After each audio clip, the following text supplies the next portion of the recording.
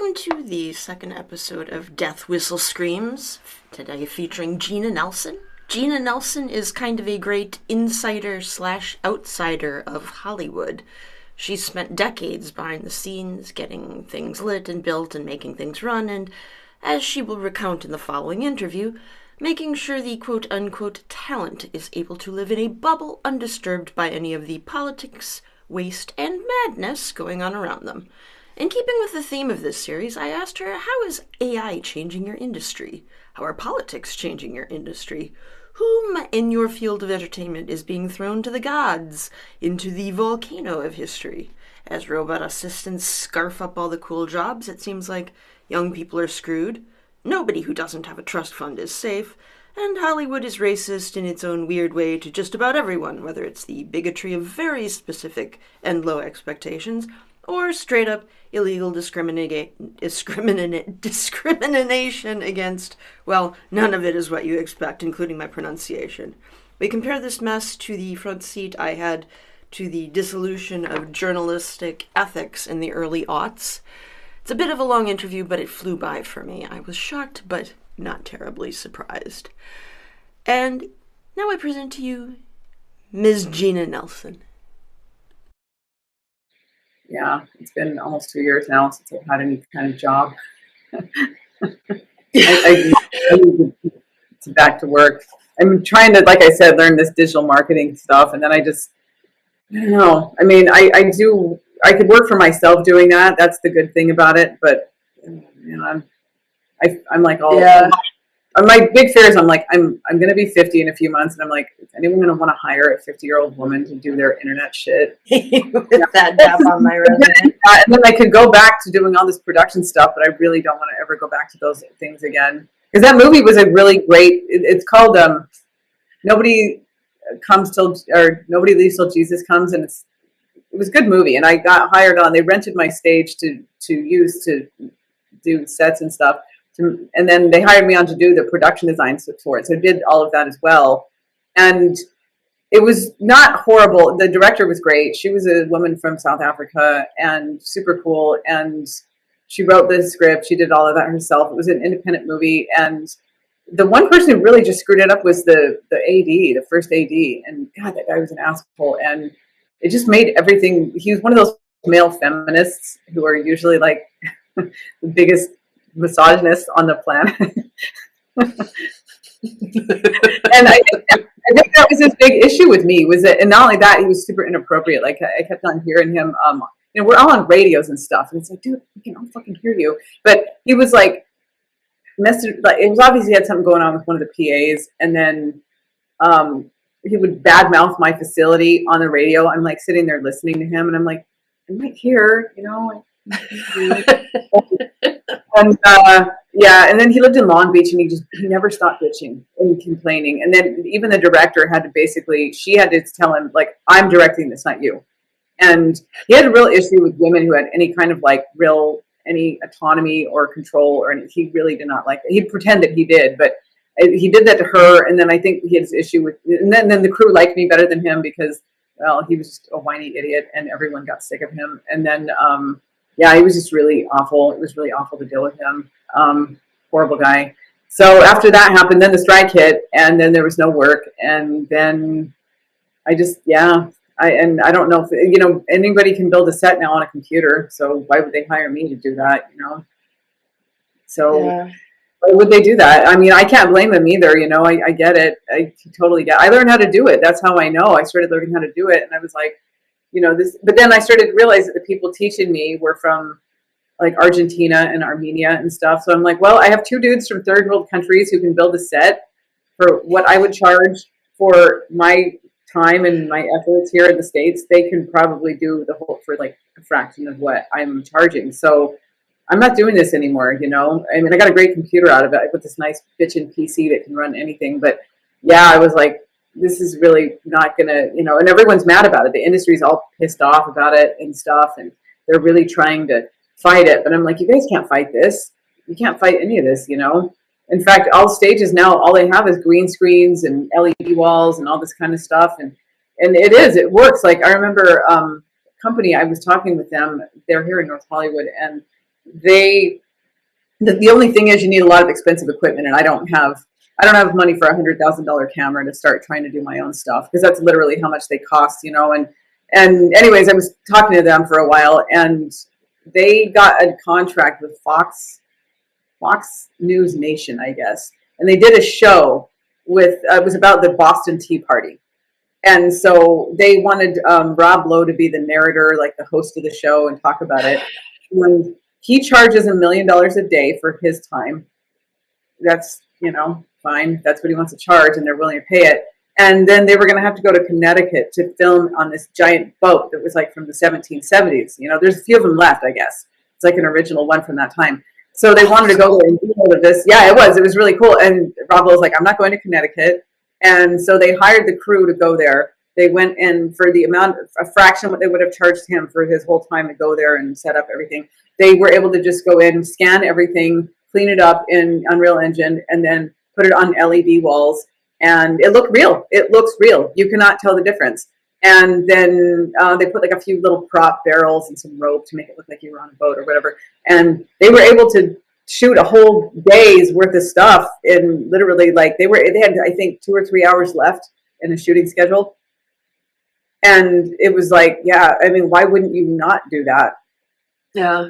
Yeah. So, yeah, it was like, I'm just like, yeah, everyone's really mad about it, but I'm like, I don't know what to tell you guys, yeah, you kind of, they're mad. I know Justine Bateman's doing a film festival this weekend about that. She's doing it's all films that don't have AI and that are, she's really trying hard to be this voice in the industry that sticks up for, independent people, and that, you're not being forced to do all these weird things with your ideas and stuff. But I don't know if it's going to really work or not, because, yeah.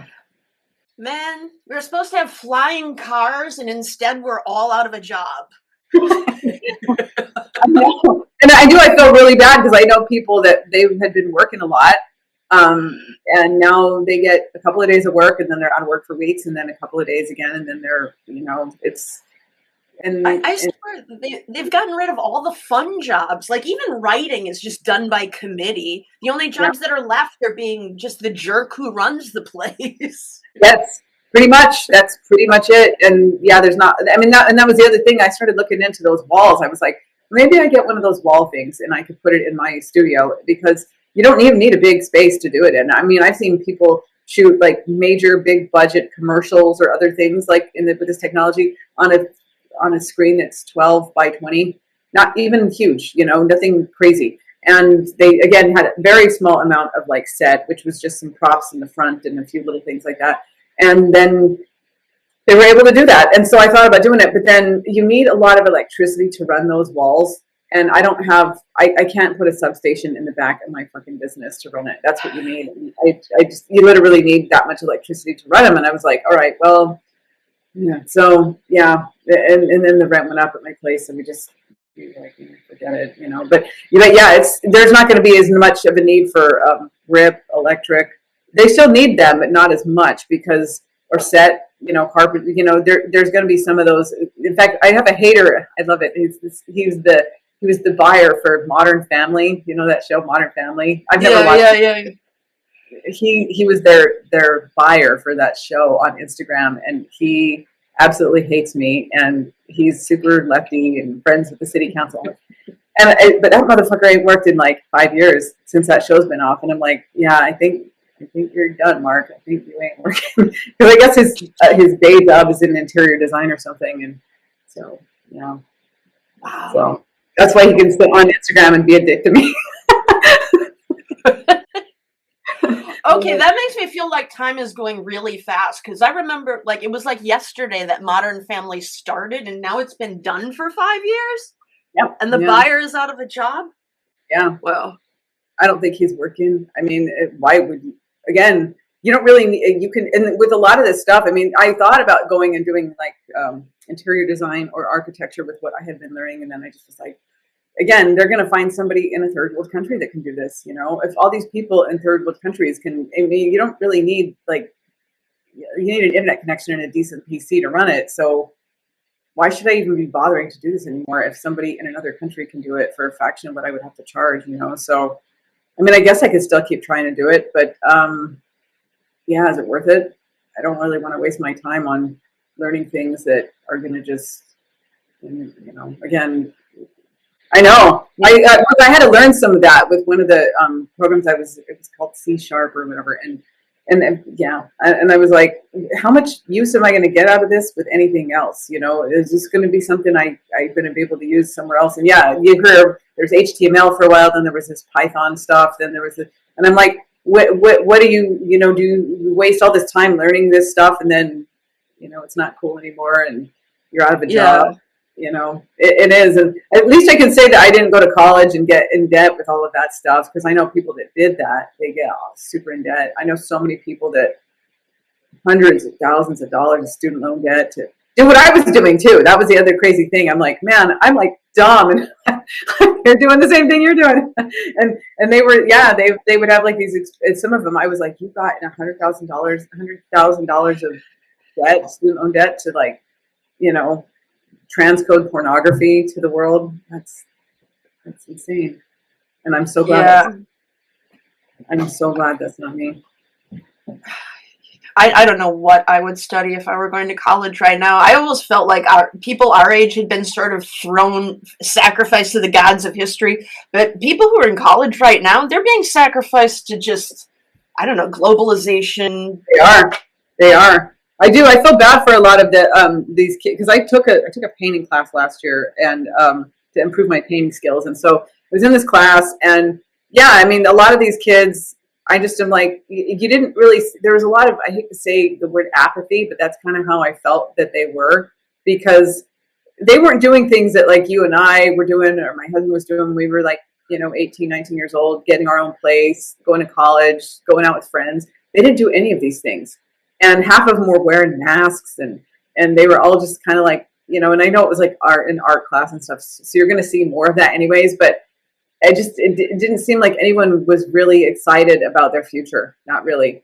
There was one kid, and he was really a nice kid. He was like all into weightlifting and working out and being fit and stuff. And he was all right. But yeah, the rest of them, man, they were all just kind of like, you could just see the weight of, they just didn't. And it was very sad, these are young people that have their whole life ahead of them, and they're just kind of like, well, they don't know what to do for money. I mean, I never thought I would think influencer would be a sensible job choice for young people, but it seems like it's almost the most stable profession. Yeah, I know. That's why so many people were like mad about the whole TikTok thing. I mean, I'm not even on there. I don't have it. That's for young, cute people, and I'm old and stuff. I don't want to be on there anyways. I've got enough stuff to do, but they make a living on it. They do. Like they make videos like teaching how to make muffins, or I don't know, or the trad wives, and everyone's mad about them. And I'm like, they're laughing all the way to the bank, guys. Whether you like them or not, they are very smart at what they're doing, and they're making a lot of money at it.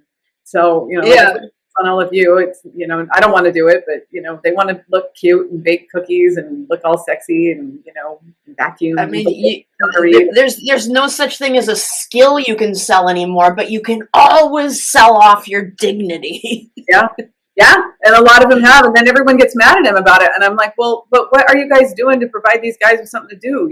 Like people are really mad right now. I see a lot of, especially conservatives, are like, people need to get married and have kids. I'm like, well, it's not really, this is not a world that's good to you if you do that. There was a time when you could afford to raise children and have a family, but people can't do that now. That's why I didn't have kids, because I couldn't afford them. I would have, when I was younger, I would have put on welfare and stuff, food stamps. I couldn't have done that. That wouldn't have been a fair life to somebody. So yeah, they don't seem to get that. I'm like, you guys don't really want to bring back an economy where people can afford to do something like that. And then you're all mad about it. And it's like, I thought you conservatives were supposed to be all about like the economy and businesses. It's like, well, you should help those people out, but you don't do that a whole lot. I don't see conservatives do that a whole lot, at least not enough of them. There are some that do, but they're always like into weird conspiracy shit. I'm like, the amount of effort that you put into like, Hunter Biden's laptop or these other things, which I get it was important, but you should really worry about maybe making sure that there's an economy and jobs for people and things for them to do, because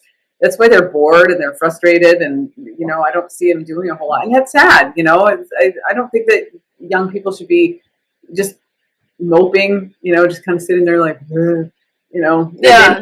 they don't, and it's very horrible. But you can't blame them. It's Yeah, and yeah, you're really right. And they nobody's really working on making sure we have an economy that people can count on anymore here, including conservatives. They're some of the worst. I mean, I'm always like, you guys, like, and I know a lot of them, and they're always like, yeah, and they keep on wanting, like, especially here in LA, the ones I know, they're always like, Trump this, and they're always mad about something that happens in Washington, D.C. I'm like, you need to start worrying about what's going on in LA. And LA has got a lot of really bad problems because but you guys are really apathetic here. You want to talk about apathy, man. LA Republicans, there's people I've ever met in my life. And they're like worried about stuff all the way across the country. I'm like, you guys, like, you have really serious, the regulations in this town have been so bad that it's like, it's killing businesses here. It's like causing all these problems, and you don't do shit about it. You don't do any of that. And then I'm like, all right, guys, like, all right, and they talk about shit that doesn't matter for here, and they should, or they leave, they run away from stuff. I'm always just like, you guys run away from your problems a lot. yeah, and I mean, they like the cheap labor as much as Democrats They do. love it.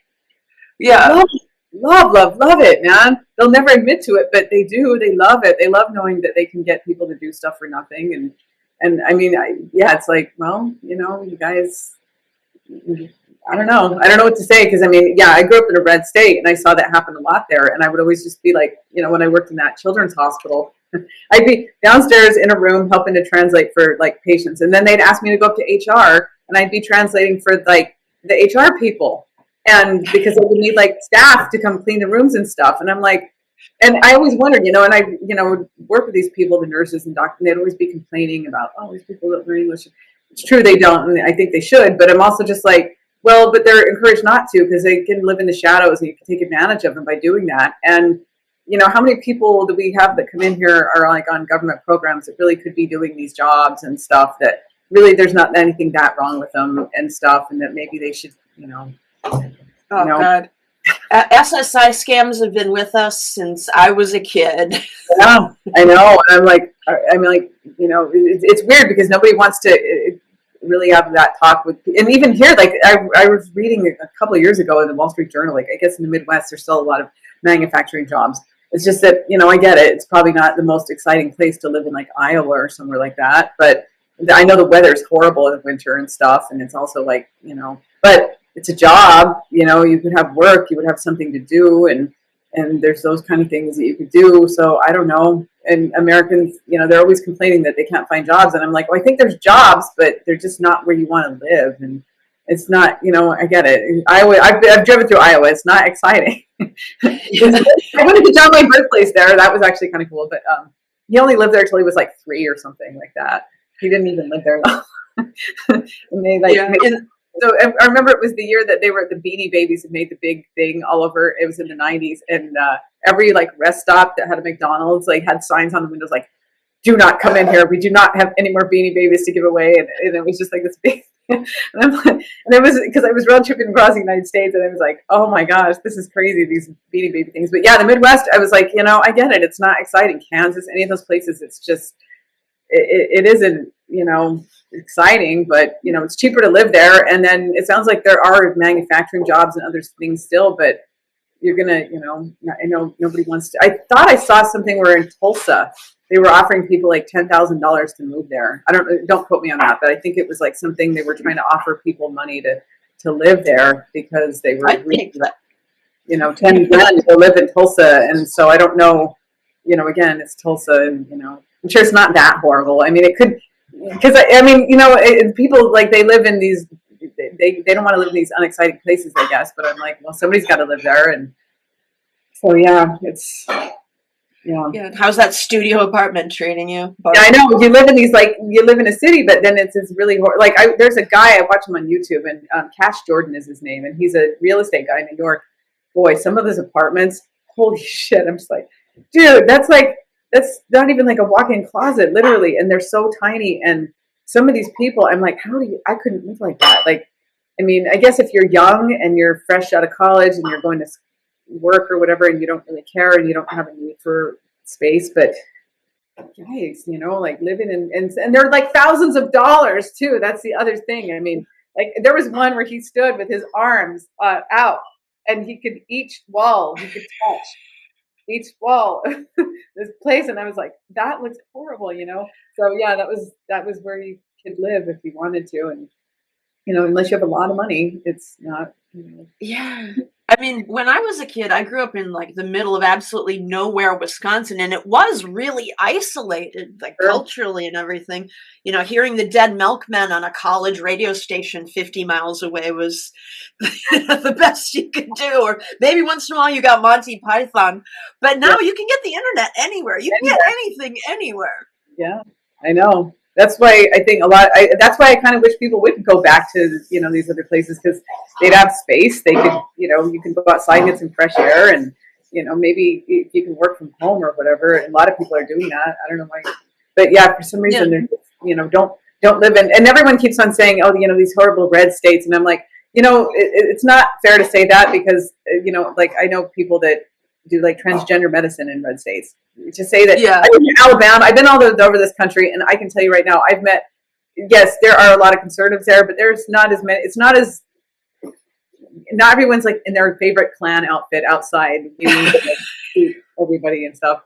And so it's not fair to do that, I don't think, because, I've been to these states, and yeah, they're not as bad as everyone makes them out to be. And I mean, like conservative, but like conservatives think everyone in California is a communist. No, Americans, you don't understand statistics. Like, it's not like nobody voted for the other team in that area.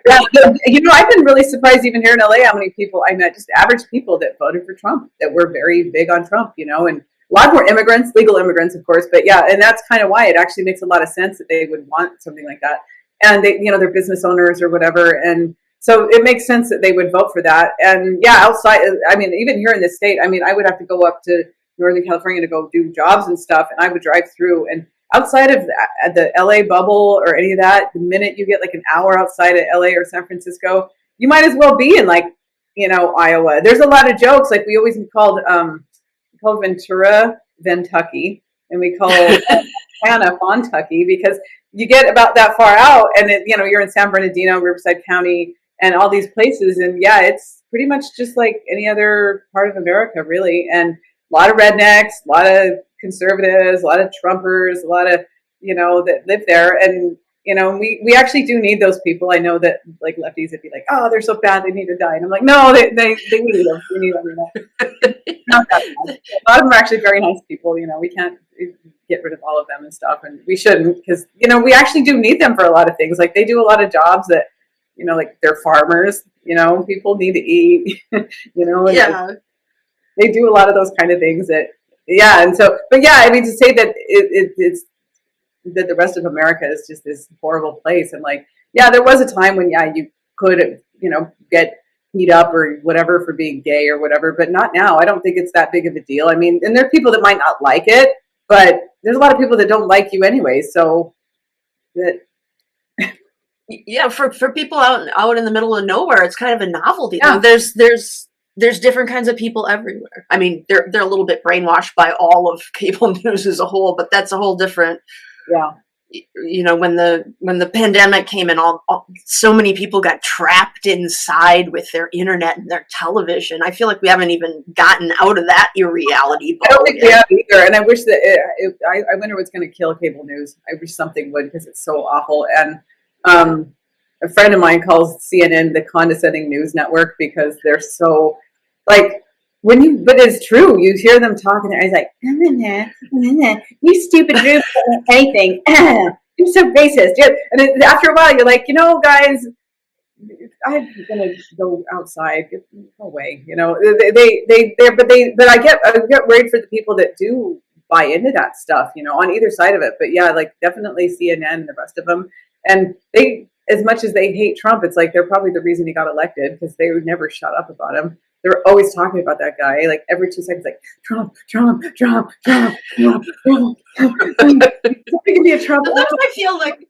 I feel like I'm the only person on earth who doesn't either want to kill that guy or have his babies. Like, Yeah. What is it about him that people are so obsessed? I don't get it. Yeah. I mean, here's the thing. Like, I mean, I look at it like we survived his last presidency, and you know what? Nothing happened to me. Like, nothing happened to me. I'm okay. I'm still alive. Like everyone, all these things that we've been told. Like I know we hear about right wing conspiracy theories, but there's the left wing ones too. And there's been all these thoughts. I've heard so many crazy things that Trump was going to become like Vladimir Putin, and he was going to make himself president till he died.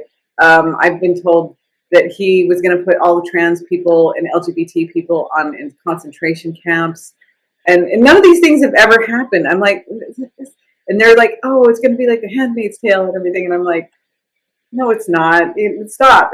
Stop it. Stop. But yeah, people believe that stuff, and news in general. I mean, any news I read anymore, I always have to just like, I'm like, I'm very careful about the words that they use, and they'll say things that they know because they know how to. I think there's a lot of NLP people that write in those news networks, and they know how to manipulate people with words that they use and how they can neurolinguistically program people into, and it works, and they buy into it. And and it's not that they're dumb. I mean, some of them are, but I think a lot of them just like they see this and they're like, because the whole COVID thing. I mean, I know of two people still who will not like go out of their house without masks to this day, and one's like they're both really smart actually.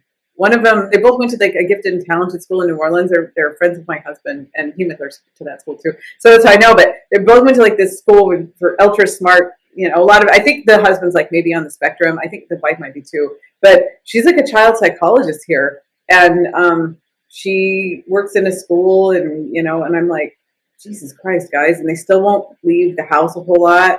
And I'm like, you're not having a life, guys. Like. And they live in a bitchin' house up in like Ventura and stuff. It's not like it's like ocean views and everything. And I'm like, why don't you guys like go the fuck outside, And it's really sad because they believed all this crazy stuff the news told them and stuff. And I had a bit of a medical background, so what made me start to wonder about it was like when they started telling us to double mask. Remember that?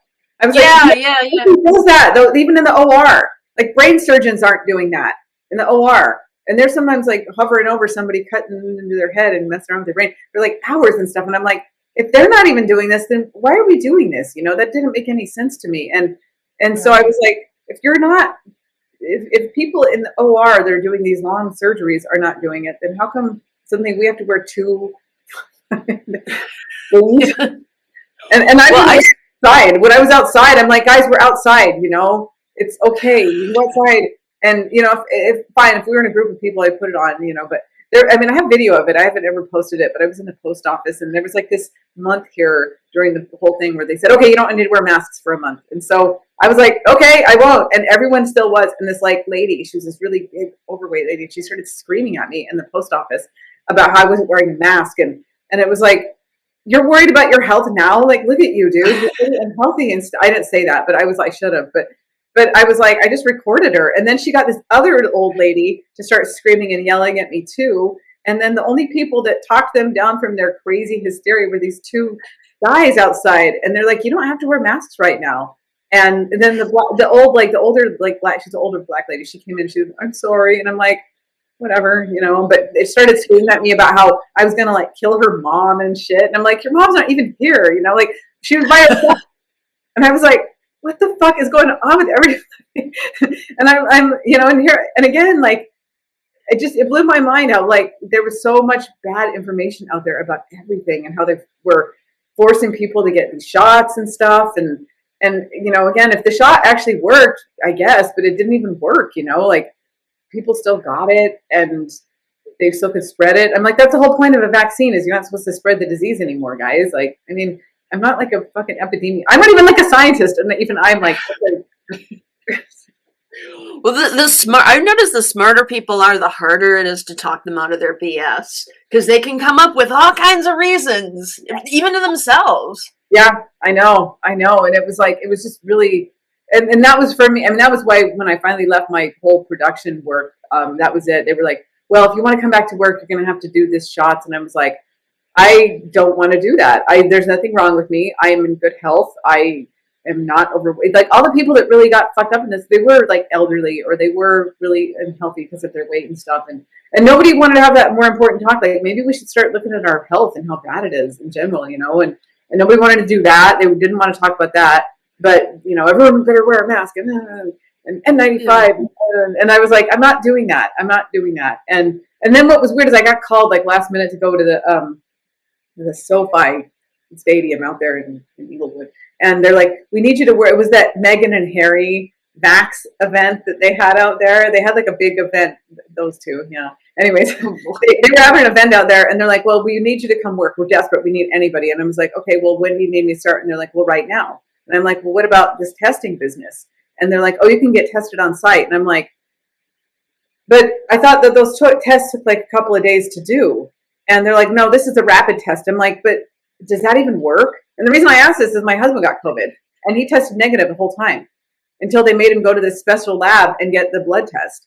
And by then he'd already been sick for a week and I had already done most of the work. So it was like getting him better and stuff. And I was like, these tests aren't even working. Like it was just, they spent all this money on all these things, like, because I knew people in the production world, but that's what they went and did. They went and did COVID testing all over the country to kind of make money. And Wow. there was no work, you know, there's no production work, there's no events or anything going on, no concerts, no anything. So they went and did that. And yeah, they were like really, they would just travel all over the world because it is kind of a lot of just doing logistics and, you know, dealing with large groups of people. And so it actually made sense that they would do it. But I was like, these tests didn't even work. Like none of these tests even worked, I don't think. And Yeah. I really wish somebody would investigate it more because if my husband got this thing and again, I watched the doctor stick that thing up his nose and stick around, and then they pull it out and they said he didn't have it, and he had it. He had it the whole time, and yeah, my husband was still working, doing, you know, because he's still in motion picture. He's mostly retired, but he's still there. And yeah, they'd call him up to work, and he had to go cross town. First of all, I mean, it was such a waste of everything. He was working on a show on Apple TV that is got a lot of famous people in it, and so he'd have to go all the way to Beverly Hills to go get a COVID test, and they have to pay you for that. So he did that, and then he'd come home, and then the main star of the show would have a back problem and not be able to work, so they have to postpone filming. And so he was getting paid more to just go test than he was to even do on this stupid show. But I was like, you know, it made no sense because in one breath you'd be told that you had to like test and you had to wait a day, and then sometimes, oh, but there's a rapid test. I'm like, did anyone check to see if these tests are even working? You know, and it didn't seem like anybody could give me an answer on that. And if you ask questions like that too much, they'd get really mad at you, like you're some asshole that's like wanting everyone to die. That was the first thing they'd be like, you just want everyone to die. Horrible person. You want my grandma to die. And I'm like, I mean, sometimes I'd be a smart ass back and I'd be like, well, my grandma's already dead, so what do I care about your grandma and stuff? You know, it almost sounds like a ritual. It might have been more effective just to sprinkle everybody with holy water. It would have been, you know, it is. It's become like this weird, you know, it was very like religious-like and ritual-like. And I remember I was walking, because I would always take big walks around my neighborhood. There was nothing else to do. And so I was like, out taking this big walk, and there was this guy wearing a mask, and he started yelling at us for not. And we were outside, you know, nowhere near this stupid guy. And it was like, I'm not going to put this thing on. It's outside. Get some air, you know. Like you really need to, like, you know, get some air and stuff. And it was just, I thought it was just really fucked up. You know, we were at this time where nobody could go anywhere, nobody could do anything. But yeah, I could order like a big, like I could order 70 cheeseburgers to my door and eat them all and sit in my house. Yeah. But then if you went outside, like some people would get in trouble for going to the beach. You know, like walking around at the beach and stuff. I remember I went, it was like 80, 90 degrees that day. I'm like, this is a good beach day. Let's go to the beach. And they were trying to like go after people and give them tickets and stuff for not wearing masks on the beach. I'm like, you know, this is so dumb. You know, like, I mean, nobody really wanted to, you know, it really, and they closed down businesses. They made businesses so miserable. So many great restaurants in LA are gone because of this. Yeah. They closed down a lot of them and stuff. And it was because they couldn't have people sitting in their places and eating and stuff. And even outside, they wouldn't let you eat outside. And yeah, whose idea was it to cope with the health crisis by preventing anyone from manufacturing vitamin D? Yeah. Don't go outside. Don't get any sun. The woman that was our health director here in LA, her name is Barbara Ferrer. And she makes the crypt keeper look like Jillian Michaels, and she looks horrible. And this is a woman that made all these health decisions for us, and I'm like, she looks like shit, everybody. I mean, most of our city people in this LA city, like all of our city council and everybody, they all look like horrible shit. They all do. They're all unhealthy and they don't dress well. And I think that there's a reason behind it. I think that they want them to look like your favorite school teacher or somebody at the DMV. I don't know, but they all dress like shit. And I mean, it is. It's really weird. I will say this about conservative, like conservative women, man, they dress up. They look good. They really want to like impress people with how they look. They really like looking good and stuff. But man, and that's who runs LA, and they all just look horrible. They're either like Barbara Ferrer looks all like a skeleton, and she looks horrible, like she's all sunken in, and not aging well. And she made all these decisions for like this whole. And it's weird because we live in this town where you can get like plastic surgery, and you can get stuff to make you look good, and none of them do it. I'm like, oh, you could do something, maybe do something with your hair, to new frames. So, but she was making decisions like that for this whole city, and she's not even an MD or anything like that. She's got like, I think a PhD in public health or something, but she's not an actual like physical, like medical doctor, doctor of osteopathy, nothing like that. She's not like that. And they let this person make these kind of decisions for the whole city and really ruin everyone's lives, all the kids. Yeah. All the kids that didn't go to school, and I lived near a school, and I would walk by, and they would start yelling at the kids if they took the masks down during like recess and stuff. And I'm like, let these fucking kids play, and yeah, it was really sad. I can see why the kids are all mentally ill now. They're all crazy and want to chop their parts off and think that they're animals, and everyone's surprised and like mad at them. And I'm like, well, they did go through quite a bit with you guys making these stupid rules like that, and putting them in these situations where, and then they were supposed to be going to Zoom school, but I mean, really? Yeah. Zoom school. Now they can't read. Congratulations. Yeah, none of them can, especially LA kids. Oh my God, I've been so shocked, and it's so sad. And I'm like, wow, these schools are so terrible here. And I mean, I went to public school, and it was bad when I went, but now, I mean, I don't think at least I can read and write, even with my limitations and stuff, but I don't think a lot of these kids can, and it's like, it's sad. I just feel bad for them. So yeah, I don't know, LA, and it's not just here, it's all over the United States. Like all of these health officials, like Anthony Fauci, he's such a piece of crap, and he's, I guess, making a lot of money off of selling stuff or whatever he was doing. A lot of people made a ton of money off of making. He was already a screw up during the AIDS crisis. Yeah, how was that getting official? Yeah, they let him do that. But the one thing I've learned about a lot of doctors is that a lot of them are horrible people. I know we look at them like they're like our new priestly class, if you will. They get to be like telling us, they're going to save us. But a lot of them aren't really that great, and none of them know anything about how to eat properly or any of that. And they they're not that great of people. I know we like to think that they are, but a lot of them are kind of shitty people and stuff. And they're just, and some of them get jaded by it. I get it, because you have a lot of people when you're a doctor who don't listen to you, and they have to tell you things you don't want to hear. Like, you probably should like lose weight, or you need to quit doing drugs, or you need to stop drinking, or like people don't like to hear that. I get it. Like, they don't like to hear that shit and stuff. And you have to be the person that has to tell them that, and they get really mad about it. But it's also like, so I get it. It's easy to become a very jaded person and just here's a pill, go away, get out of my sight. Because yeah, there's a lot of people that don't listen, and then they sue you all the time. They're always suing you for shit, and it's like, but then a lot of it is like they just, they didn't take care of themselves, and now they're, in this situation, and they think the doctor can like magically make them like better or whatever, and it doesn't work out like that, because So yeah, but they're not all that great of people. I know that you're not supposed to say that. Teachers too. There's a lot of people that we deem as special and important, and we should, but they're not. like movie actors. Yes. Yeah, and there's another group of people. I'm like, why do we keep listening to these idiots? Like, I mean, most of these actor people are stupid, and they really aren't. They're really not that smart. And I've dated an actor.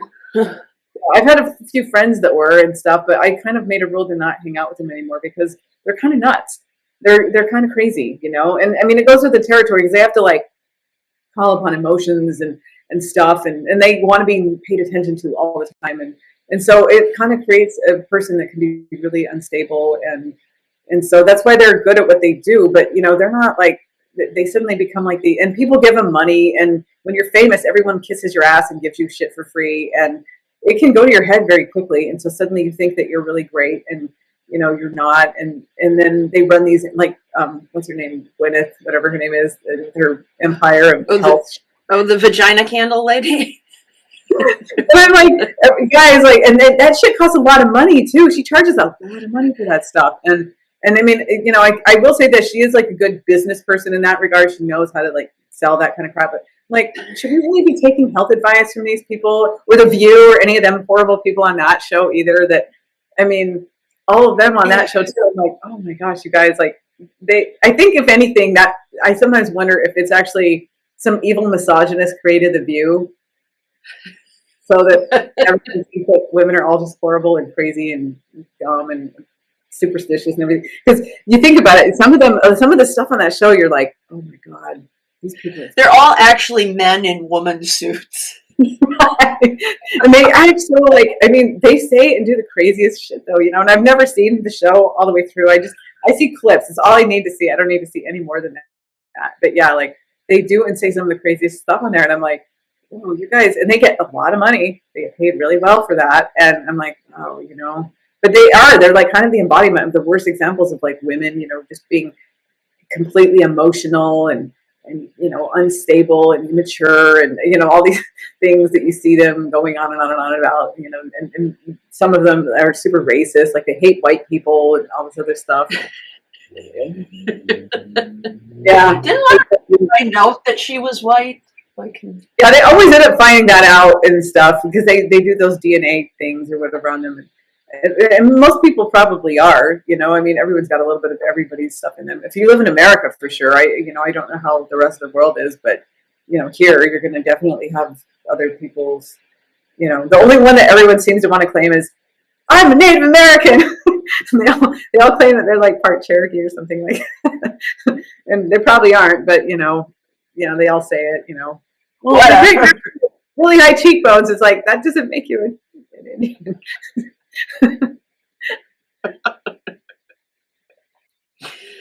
Yeah, that's the great thing about living in Europe. You just tell them you're American and the conversation is over. They just assume really? you're what.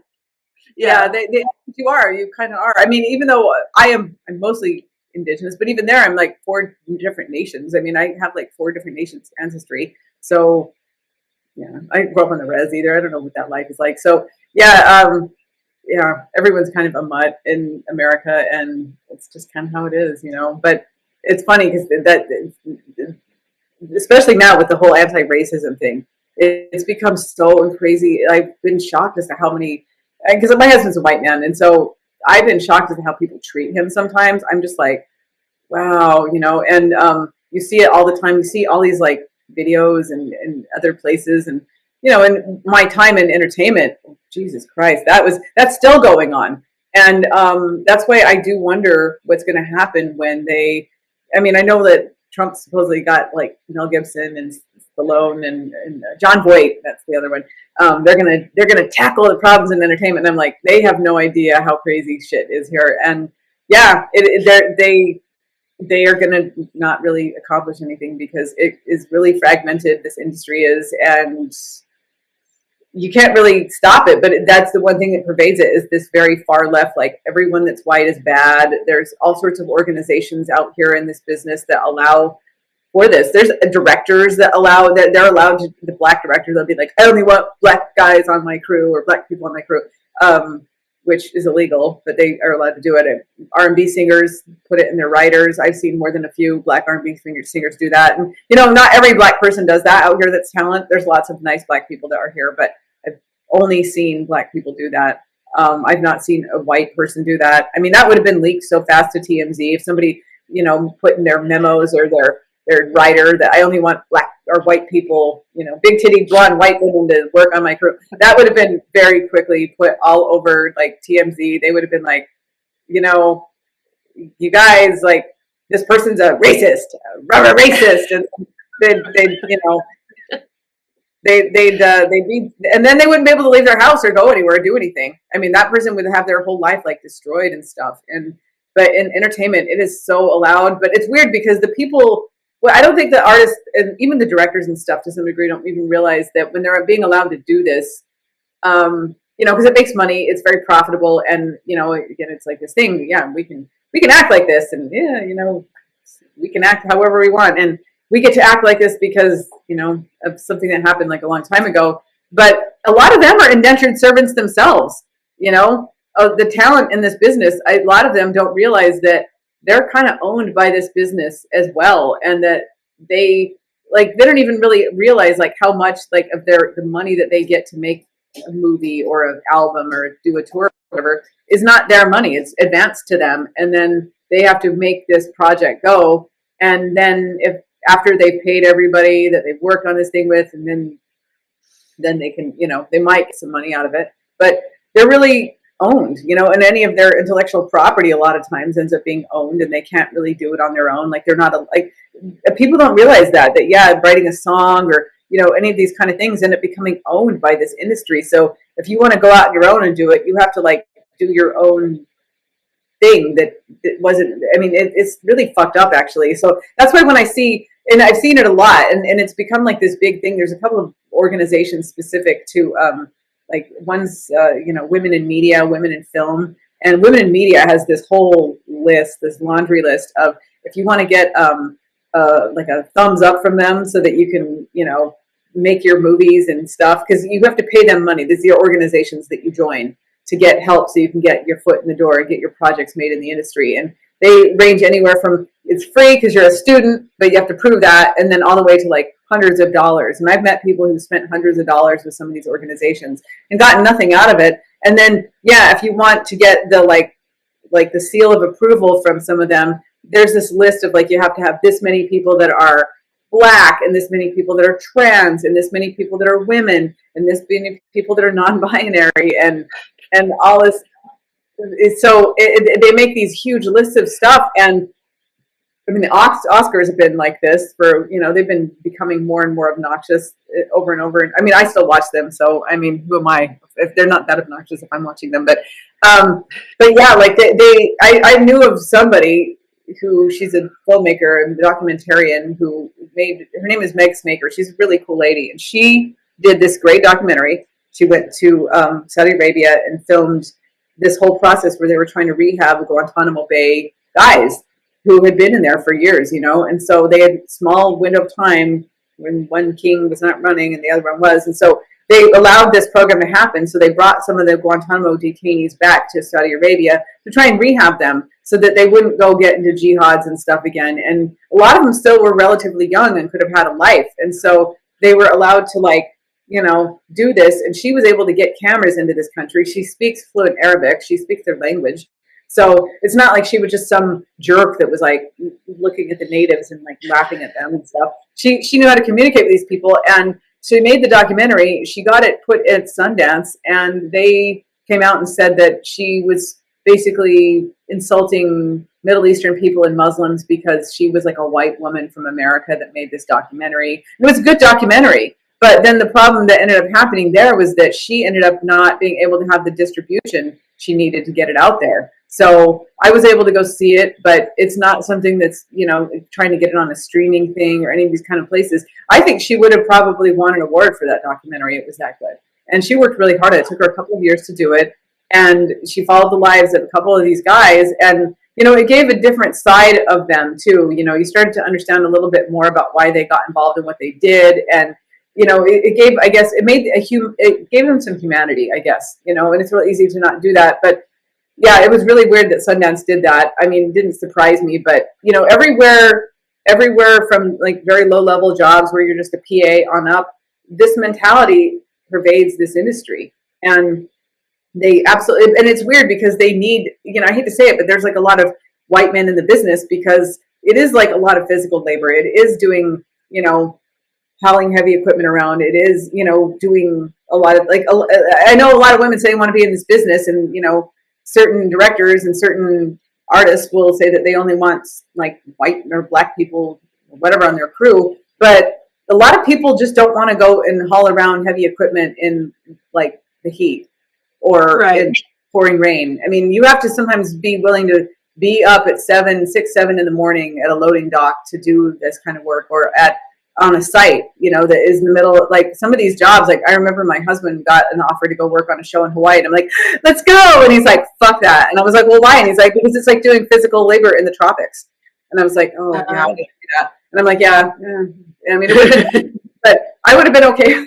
I could have went and hung out in Hawaii for a couple of days. But yeah, it's hard. I mean, it's like not this easy job. And a lot of people don't really want to do these, you know, it's very blue collar work. And so a lot of times you do find that a lot of the people, at least here, I mean, there's a lot of Latino guys because that's also what lives here. But yeah, like doing carpentry, operating cranes, being a camera operator, being a DP. I mean, that really actually like jacks up your body pretty bad after a while, because you're having to hold this like heavy camera, and it like hangs. They have these apparatuses you can wear, and it hangs off. Oh yeah. That, you know, but I mean, I've known at least a few DPs who have really bad back problems from doing that. I mean, it kind of goes with the job, and it's just, I don't see a lot of women really wanting to do these jobs, and I certainly don't. And I also don't see a lot of black people that want to do them either. I don't know why, and you know, I don't. It's not to say that they couldn't do them. It's just that I don't see them wanting to really do those kind of jobs, and so yeah, you know, I mean, my husband's been asked on movies he's worked on. You know, he went to Chicago and worked on a movie, and they asked him there, you know, we need, you know, we want black people. Do you have any blacks that we can hire? And he's like, I don't really have anybody, you know. And the few that are working and doing these jobs are working. So yeah, not that they're not working. It's just that, again, they just don't seem interested in doing this work. And you can't force black people to do physical labor anymore. It just doesn't fly legally. Yeah, and you shouldn't. I mean, nobody should be forced to do anything they don't want to do. Yeah. It's just these guys don't seem to understand sometimes that you know. But again, I'm really shocked as to how much even the unions are involved in it. They are very cool with like, oh yeah, you know, they're asking, and some of them, I've seen footage of it. I saw video footage of one union that was listing all the members that were listed and their sexual orientation, and, you know, all of this other stuff. I knew of a job searching site for touring and music production festivals, that kind of stuff. That one, it's no longer in business, but it was run by a black woman who's an artist, and she encouraged only people who were black or BIPOC, black, indigenous people of color, no Asians, no whites, and LGBT, all that. They could do that too. So, and I was like, this is against the law. I thought this was incredibly illegal for us to be doing this in this country. But I guess entertainment gets to just pretty much play by their own rules when it comes to labor, when it comes to a lot of stuff, and it's really disturbing. I mean, and again, I've talked to people who are skilled, very skilled people. They're an electrician, they're, you know, a gaffer, whatever they do, and they do these jobs, and they're very good at them, and they're being told, we can't hire you because you're a white man. And it's like, wait a minute, you know, but you need somebody that can do this. And then you end up with these problems where you know, and I mean, I'm sure in writers' rooms, it's, you know, I know they're trying to push for this there too, but I don't know how much it's happening because, well, I don't write. And, you know, again, I feel like all this DEI stuff, you know, it's interesting because you'll see every major company, when you go to their website, they all have like this huge like list of, we are DEI, this and that, and you know, and they do all of this stuff. But I'm like, and especially in entertainment, and they just do this. I'm like really shocked that they're allowed to do this, and I thought it was illegal. I mean, I'm not an entertainment law person. If anyone out there is, maybe they can, you know, or not entertainment, but employment law. I don't know what the rules are on this, but the last I checked, you're really not supposed to be asking people things like that about themselves, and you're not supposed to hire people based on race or whatever. And, you know, I get to some degree the gender things, like if I was, you know, an artist and I wanted you know, a female hairdresser or stylist, I get it. You know, I don't know if I'd want some guy looking at my boobs or whatever, but you know, when it comes to things outside of that, you know, or maybe if I don't speak the language and it's easier for me to speak in this other language, and you know, I get that too. But I'm also just like this. It is, for some reason, I know it makes a lot of money. I know the industry makes a ton of money off of it, but it's so allowed here. And I find it funny that the industry is constantly moralizing to the rest of society about how bad we all are. and how we're just such shitty people because we're all not doing enough. But then they do this. They do this to people, you know, and I'm sure that if you're a script writer, I don't know if people have had scripts rejected because they're, you know, white. Yeah. I guess it happens. Yeah, I've heard a lot of kind of hair raising stories. Well, it's kind of like you were saying before, men who are so obsessed with not being sexist that they're sexist. Yeah. Like, there's this taboo against racism that's so socially pervasive that it makes people totally neurotic about the subject to the point where they can't think straight, and they're actually being racist, but they don't realize it because they're so deep in their ideology. Like I was saying to you before, when October 7th started and the war in Gaza started, like overnight, it was okay to hate Jews. Everybody hated Jews after that. It was like, whoa. I mean, I'll be honest with you, I'd been hearing it for a while before that, but it was never as loud and out proud as it is now. I had been for a while in production offices I had been in hearing some of that, but it was people here and there. You'd see people on your Facebook feed who were kind of saying this, but now it's just like everyone's just like super proud of this fact. And yeah, there are a lot of Jews in the business. I get it. There are a lot of Jewish people in the industry, and I know we're not supposed to say that. They get really upset. Like, don't stereotype us. I'm like, but you guys are there, you know? Like, why are you so upset about it? You guys are there, so whatever, you know? You invented Hollywood. Don't be mad. You're doing something. You should be proud of yourselves for doing that, you know? But yeah, they're there, but they're always like in an executive position for the most part. There are some other. I mean, I've had, you know, Jewish friends who were tour managers or even stagehands and roadies. Believe it or not, it's not as common, but they are there. And so, yeah, you know, I think a lot of people in these lower level jobs, because they are very on the left and you know, they think that they're fighting this good fight and all this other stuff. And they, you know, a lot of people I found, because the industry is mostly very left, and they all think that if they feel bad about something, that they're doing something. They're not doing good, you know. They're not going to actually help people, you know. They're not showing up there to help anybody. But I don't think that the artists also realize how, where, you know, because they're treated like with kid gloves. They're never really allowed to know what goes on. Nobody knows what goes on in production offices. No one goes in production meetings. Nobody really knows any of this stuff. And the artists are always the last to know, whether it's the actors, the rappers, the rock stars, comedians. They have no idea all of this stuff is going on, like right there, you know, like 20 feet away from them or something like that, or, you know, a mile down the road in a production office or wherever it's going on. And they have no idea that it's going on. And so they're very clueless. That's why it's so funny when I hear them like get on their soapbox and pontificate about climate change or whatever thing they're talking about. I'm like, hey guys, you know, you work in an industry that, man, I've seen so much stuff get thrown in the trash that was like brand new and, you know, perfectly good food, whatever. They just throw things away all the time. So, yeah, but they don't seem to like be bothered by this either. That's the other thing I've been shocked at, is that some of the people I've worked there with, they were very okay with being abused like this because they were white. And I found that very strange. I can tell you right now, if it was the other way around, I don't think any black person, any minority in general, if I had been treated like that by a white person, I wouldn't have tolerated that. I never have. In all my years of being there, I was never treated like that based on my race. There have been other things that went on that the people are just shitty. I don't think I had anything to do with race. But yeah, but in a weird way, I've also found that these guys, or at least the people who kind of middle manage the industry, they kind of expect you as a minority to live up to very negative stereotypes about yourself. And they really want you to do that. And if you don't, then they don't really know how to take you, and they get very uncomfortable, and they usually don't want you around, and they'll find a reason to get rid of you. But it's very disturbing to kind of watch, and I've observed it with other people. I've had it happen to me. And I just kind of realized, I'm like, they just want you to act like, you know, they want you to act like this. They really think that all black people are, you know, some scary, aggressive monster that's going to, like, you know, act like a thug for them or something. It's really disturbing to watch. And I heard some guy, I can't remember his name, but he did a really good YouTube series that I watched about the Mia Woody situation, but he called it woke white supremacy.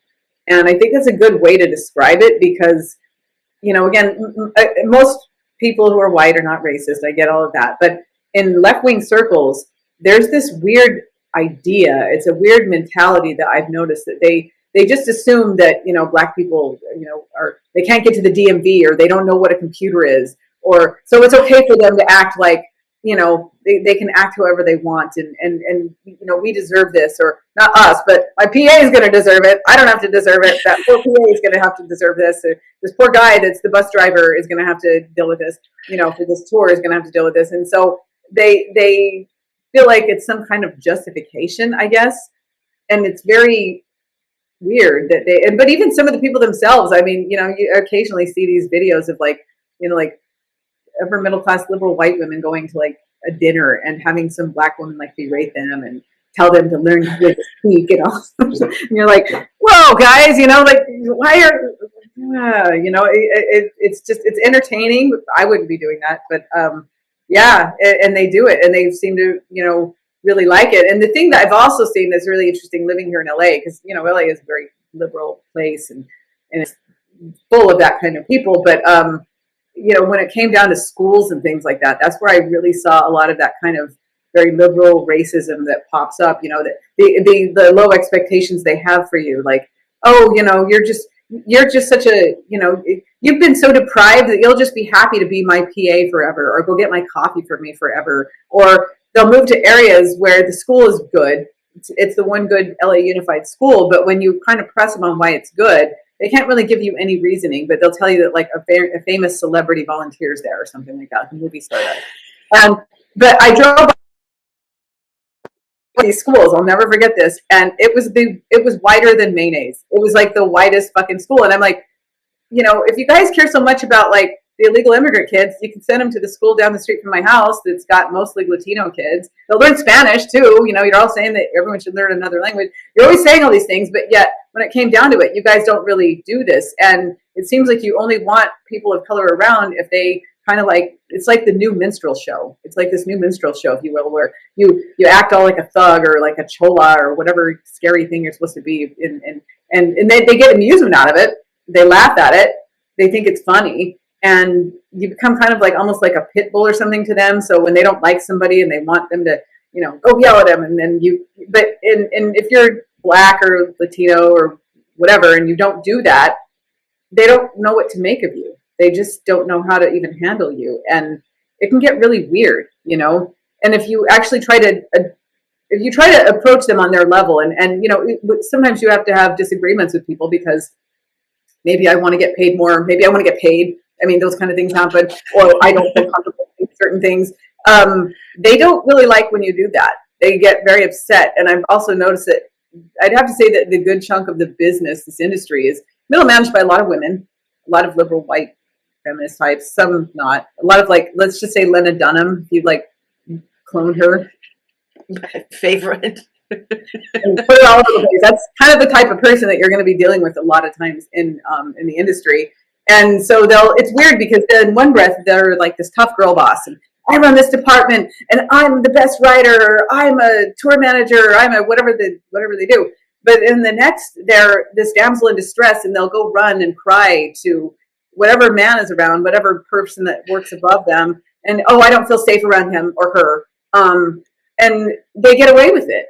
And so, and it's not just like people of color. I'm noticing like a lot of crew guys also are in this boat as well. And again, you have to be really careful with how you finesse things with them, because they can suddenly, cry that, you're a sexist dick, or, you certainly don't want to tell them that you're a Republican if you are. That will be the end of your career altogether. And, that's why, again, like John Voight and all they're also the talent. They're not the people, I doubt Trump's going to listen to this, but if for some reason he does, hey Trump, you got to get some other people in there to help your guys out, because they're not going to do it. They don't know. These guys are the actors. They're the talent. They don't know all of these things that go on in production offices and production spaces. They have no idea, and they're never going to know, because they're so guarded from whatever goes on. Because you don't want the artist to be upset before they perform, and there is some of that is important, because you don't want to have an artist that's freaking out about things. So that's why they're kept away from a lot of stuff. But we're not performing right now, and I think that they should not be treated like children. I think artists should know that this is what's being done with their money. This is what's being done with their advances. This is what's being done with their names. I mean, if something goes wrong and something happens, that falls on them, even though it wasn't them doing it, and it was some horrible person in like a production office or a production trailer that was causing these problems and or made the project go over budget because they couldn't hire qualified people, and they couldn't hire qualified people because they happen to all be white guys or men or whatever. Wow. I knew life was cheap in LA, but I didn't know life was that cheap. Like you said, there's so many people who want to work there because it's a cool job. Yeah. I would be surprised if this industry could get people to do things for free that they would. I mean, and there's people that would do it. They would do it thinking that was, I got to meet this person, or I got to, talk to this person, or I got to drive so and so's kids around or whatever. And so, yeah, they do. And again, nobody's really wanting to deal with it. Even some of the organizations out there that are trying to address this stuff, I don't think they're really doing a good enough job. Oh, that was me. Sorry. That was okay. Yeah, that was me. I don't think that they really know how to deal with it. I don't think anybody does. And if they don't, I know that there's all this talk that DEI is dying, and it might be going away in other corporate settings, like in retail and all these, I know that like Costco finally, and I think like Al Sharpton showed up there and tried to do a protest or something, and nobody cares. But in this business, it's not going to go anywhere anytime soon. And I know why, because it's just so entrenched. This DEI stuff is so entrenched here that it's causing huge problems. And I mean, and it doesn't seem to matter that nobody even wants to watch some of this stuff. Some of this content is so awful. I mean, you have these movies and these things that come out, and it's like, I mean, honestly, I get more entertainment out of watching like the Street People of LA feed on Instagram. That's more, I mean, there was one other day, this guy was like wielding a sword like some kind of samurai or something, homeless guy, but I'm like, I'd rather see that's far more entertaining than scripted stuff I see out of Hollywood any day of the week, because it is so bad. And it's also because, I mean, you can't just have all of anybody running everything. And I think that a lot of this DEI stuff is also created so that it was kind of a job protection for the people that didn't really want to lose their jobs, because you think about it, if you can just be like, all right, angry black people, go over there. You've got a little pen over there to go DEI away. Then they don't want to take your job, right? And I know that people will argue with me and probably tell me I'm a horrible person for saying all this, but I observed it. And I mean, I'm not really there anymore, but I saw it happen. And yeah, I've seen it happen on both sides, where if you were a minority, black, whatever you were, if you didn't act like negative stereotypes and just acted like a normal person and just wanted to work and actually showed you had some drive and ambition, they didn't really want you there. They really did not want you there, and they didn't want you invading in their little territory and taking their job away from them. And yeah, they wanted your help all the time when it was convenient. And I mean, that was the other thing I always saw in a lot of these spaces too. Again, it was a lot of women. A lot of them really didn't do a whole lot, or they would be working on something else for somebody else. And so they would dump all their work in your lap. So you'd be doing all their work for them, and they'd be either on social media, or they would be working on their own project, whatever that was, or working for some competitor on something that's coming up in the next couple of weeks. And so, yeah, it was very frustrating. And yeah, again, if you dared to like say, hey, I would like, and you're kind of also expected to treat them like some kind of, like they were like Yoda, and you were to sit at their knee and go, oh, great one, teach me the ways of production. And if you didn't want to do that, if you dared to kind of do things for yourself, or, tried to like, men don't do that as much. I mean, I know they can be like that, but for some reason it was like a lot of women in production. And yeah, I think they've been kind of the big cause of a lot of this. And I think that's why they're fighting so hard to try and, keep DEI where it's at. And, when I saw women in film or women in media, I mean, I'll send you the link. It's crazy. It's this list of just crazy shit so that you can get like a seal of certification that you're a good production and that you hire the right people and all of this other stuff. And it has to be from pre to post too, from pre-production all the way through post. So your editors and, all this stuff have to be all of these things. And I'm like, you know how insanely expensive that would be too, and you know, to invest in anything, whatever you're doing. I mean, it's crazy, you know. And so yeah, they are not showing any sign of stopping, not in entertainment. And so yeah, I guess I'll just watch homeless people beat each other up on social media. It kind of sounds like they're racist against everybody. Yeah, mostly men, mostly white men. And yeah, Like, it is. It's like really awful that they do. Yeah, when you make and it, that's who. And again, the news is like this. I wouldn't doubt it for a minute. The news. I don't consider the news legit. I think the news is like the theater of the absurd. You know, it's so full of like they half the time they are like making things up, or they use all this subversive weird like, you know, NLP language to get people to like buy their bullshit and stuff. And then they don't follow good stories. I mean, there's like a lot of really good stories out there that people have, you know, and they don't really want to cover them. They don't want to cover a lot of stuff because, well, you know, why should they? Yeah, let me see. I found it. Women in media thingy. Let's see if I can. well, real journalism is hard to do. You can't just like compile a bunch of other people's tweets into a.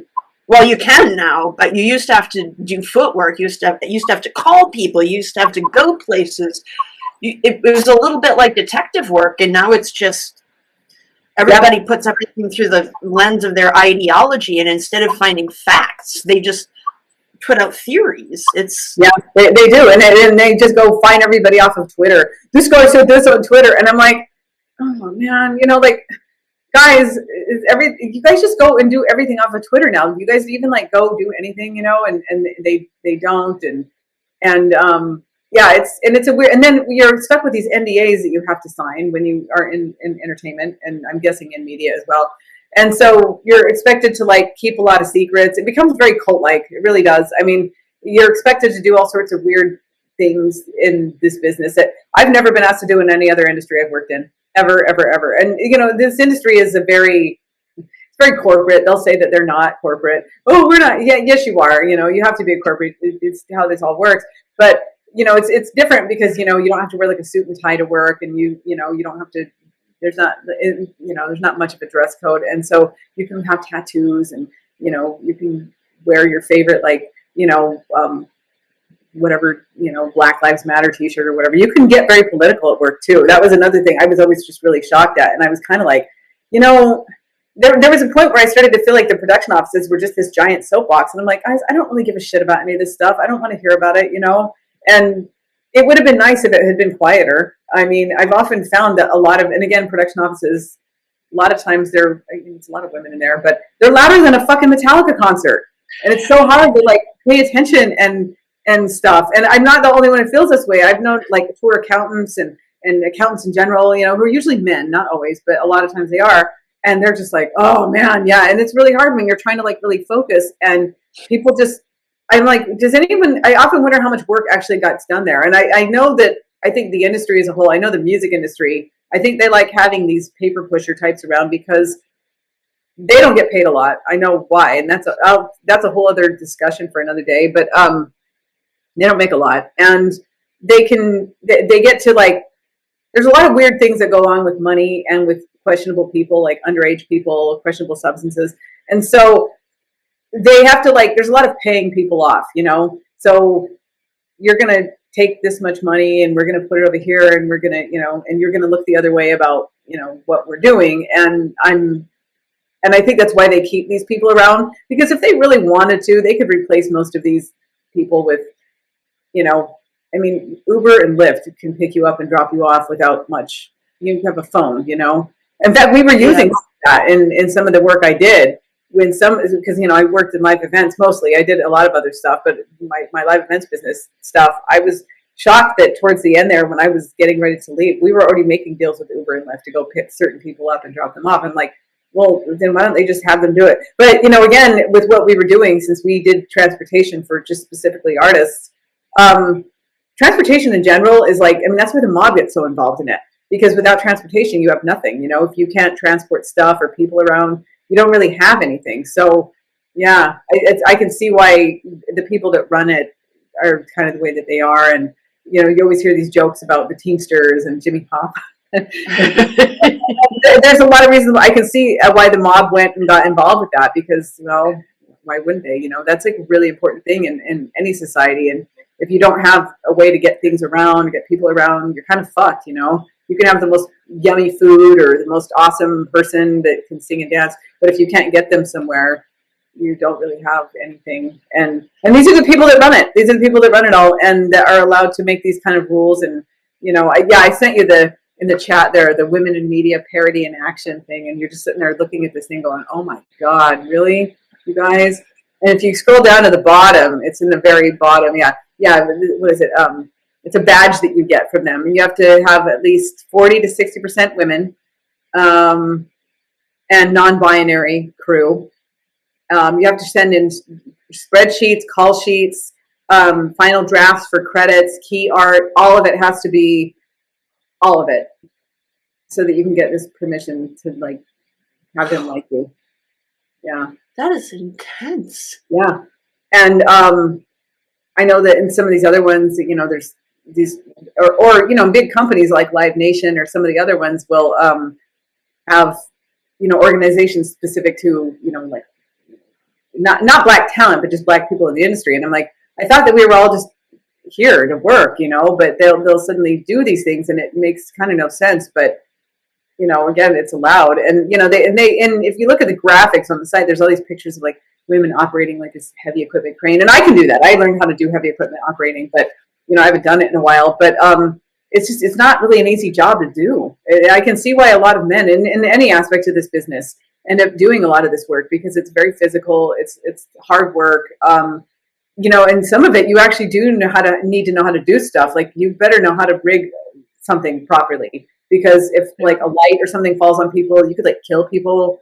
You better know how to engineer a stage properly, because you could kill people if that shit falls over or the wind blows it over. So, you know, it actually is kind of important. And, you know, this push to keep on pushing people to do this stuff, it just, I don't know, you know, it is, it's very, yeah. There's a lot of industries where men do a lot of the grunt work, and yeah, I don't want to be sexist, but sometimes they seem to kind of like it, and women don't like it as much. I don't know if you can force people to do stuff they don't like to do. I can say this much, I'll never forget it. I remember it was about 5-6 years ago, and it was right before the pandemic happened, and I was working in a Dodger Stadium. It was 123 degrees outside, and I was so fucking glad I was in an air-conditioned trailer all day long. I was not out building a stage. I didn't want to be out doing that shit. Nope, I didn't want to do it.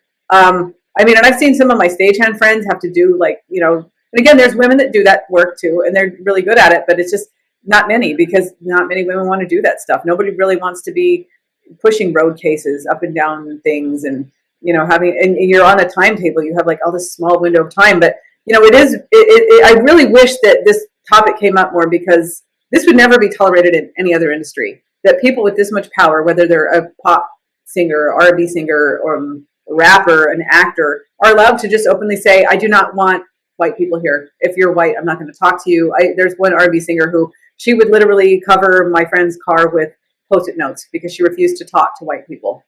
And this person was driving her to her house and stuff, driving her kids around and stuff. You think he would at least be like, hi, I live over there, you know, really to openly be that openly racist to people. And again, and then I don't know which is worse, them doing it or the people that just kind of shrug their shoulders and just go, oh, you know, yeah. And I'm like, why do you want to be treated like that? You know, like, that's not a good way to treat people, you know. And it was just, I didn't deal with it because I'm not white, I guess. That's why I was okay, or something like that. I don't know the reasoning why, but yeah, it was. And then in some instances, there were cases where, again, black talent, again, I didn't see this happen with any other group of people, did such dangerous things that our lives were sometimes put in danger. And like Live Nation Entertainment wouldn't hire us for any women for one show specifically at the Palladium, because it was too much of a liability. And it was a rapper. There was another rapper that performed at the Fonda Theater up the street, and I was not there. I've worked at that venue, but not. I wasn't there that day. But again, this is a small business. Everyone knows each other. Everyone you get to know people. And I ended up learning that there was a rapper that performed there, and he was performing in rival gang territory, and all of his friends were bringing guns on site into the venue. I mean, I could never do that. You could never do that. Most people could never ever do that. I mean, everyone talks shit when Ted Nugent brings out his guns and oh, Ted, and but yeah, they say that, but then this is completely allowed, and the only people who came in to stop it was the LAPD, because that could have been very dangerous. There could have been not just all of us, but all the people that bought tickets to this thing. So I think they called the show, if I remember correctly. It's been a couple of years. It's been a while since but this is very tolerated behavior amongst certain people in this industry, and it's very, again, if a white artist would have ever tried to do that, because there's these guys, some of them like Ted Nugent, they're like all into their guns and they love them and they want to, bring a cannon on stage or whatever, and that would have been outrage. There would have been so much outrage over that, and it would have been like a big deal, and everyone would have been throwing a fit about it. But this goes on, and there's been at least a few gang attacks. There was one at the exposition a couple of years ago with a rapper who ended up dead. And again, what about us crew who don't want to get our head blown off and stuff? Like, there's times where this has been like a very serious issue. My husband had worked on a movie back in the 90s here, and they had to have like a gang liaison show up, and that guy got shot when they were and so yeah, it was like one of those things where because they were filming in South Central or something like that, and so yeah, but for some reason certain groups of people in this industry are allowed to act this way. But I can tell you, if white people acted like this at all, we'd hear about it very quickly, and there would be outrage, and there'd be like people pissed off. Some white person was acting like Yosemite Sam on stage, and jumping around and stuff. There'd be, yeah, it would be a big deal, and everyone would make a big deal about it. But I mean, and this is, and then there's been other instances where, yeah, like I remember I used to go out to the desert and do this big thing out there, and they do it every year. It's coming up too, and we had a rapper that was just completely insane, and they thought it was a good idea. I don't know. That's the other thing. The industry, live event industry, AEG and Live Nation, you guys need to figure out what you're going to do here. In that instance, they took all the male people away from this particular rapper because he was not getting along with them very well. And they only put women around him to drive him around and to do the things he needed to do. And he just ended up treating them like these like unpaid servants or something. It was really awful. He made one of my friends drive him to every fast food place in Indio which was nothing was open. It was like 2 a.m. or something. And we really Indio. Yeah. So he got them doing this, and all he did is just demand that they take him to KFC and take him to Wendy's. He wanted a Frosty. He just wanted all this, and then he passed out in the vehicle, the van, and even his security was scared of him. And their security guards are pretty tough looking guys. They're not like these wimpy guys. And even the guy was scared of him. And so my friend had to wake him up and make him get out of it, because a tough guy couldn't do it. And again, some of the stuff that we've been put into, and again, it's often been, I feel like everyone in this business, or at least the people that claim to care, management, they feel like, oh, well, look at all what these people have been through. We have to just let them do whatever they want. I'm like, but we should all follow the rules, I thought, not just, I mean, my descendants have had horrible things happen. We're having it happen right now.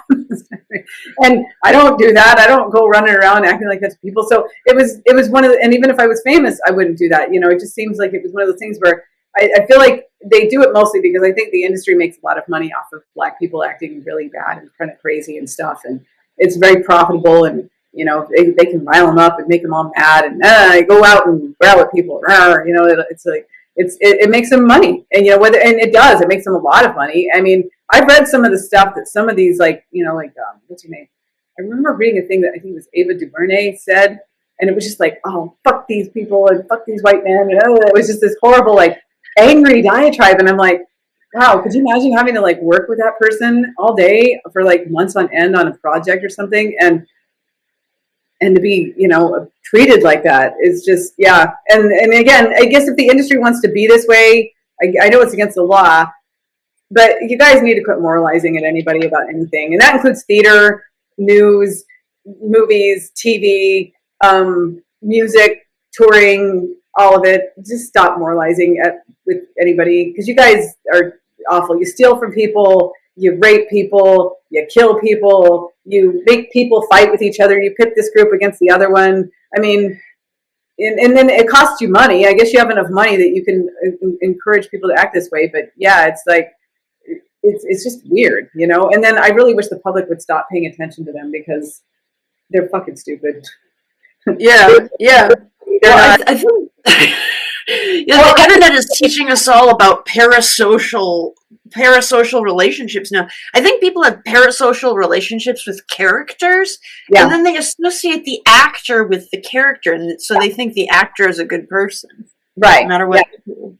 yeah. There's been some actors like that. My husband worked with one. He's a really famous guy, and he plays like the oh shucks, I'm so nice, biggest fucking asshole in the world. He is so abusive to everybody. In fact, they quit calling him because he was so awful. And he does. He's just a horrible person, and he got away with it for years. I think he would make whole crews like apologize to him. Let me see, I'm typing up his name right here. You can let's see.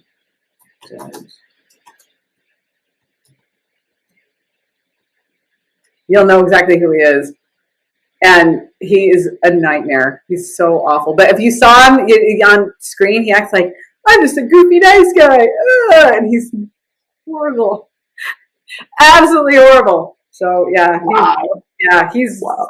super awful. And I've heard other people have the same stories about him too. It's not just like an isolated thing. It's like he's just but yeah, you know, he plays that aw shucks, I'm a dorky guy, a dorky white guy, and I'm so goofy, huh? But yeah, he's pretty awful. So yeah, That in itself sounds like a premise for a sitcom.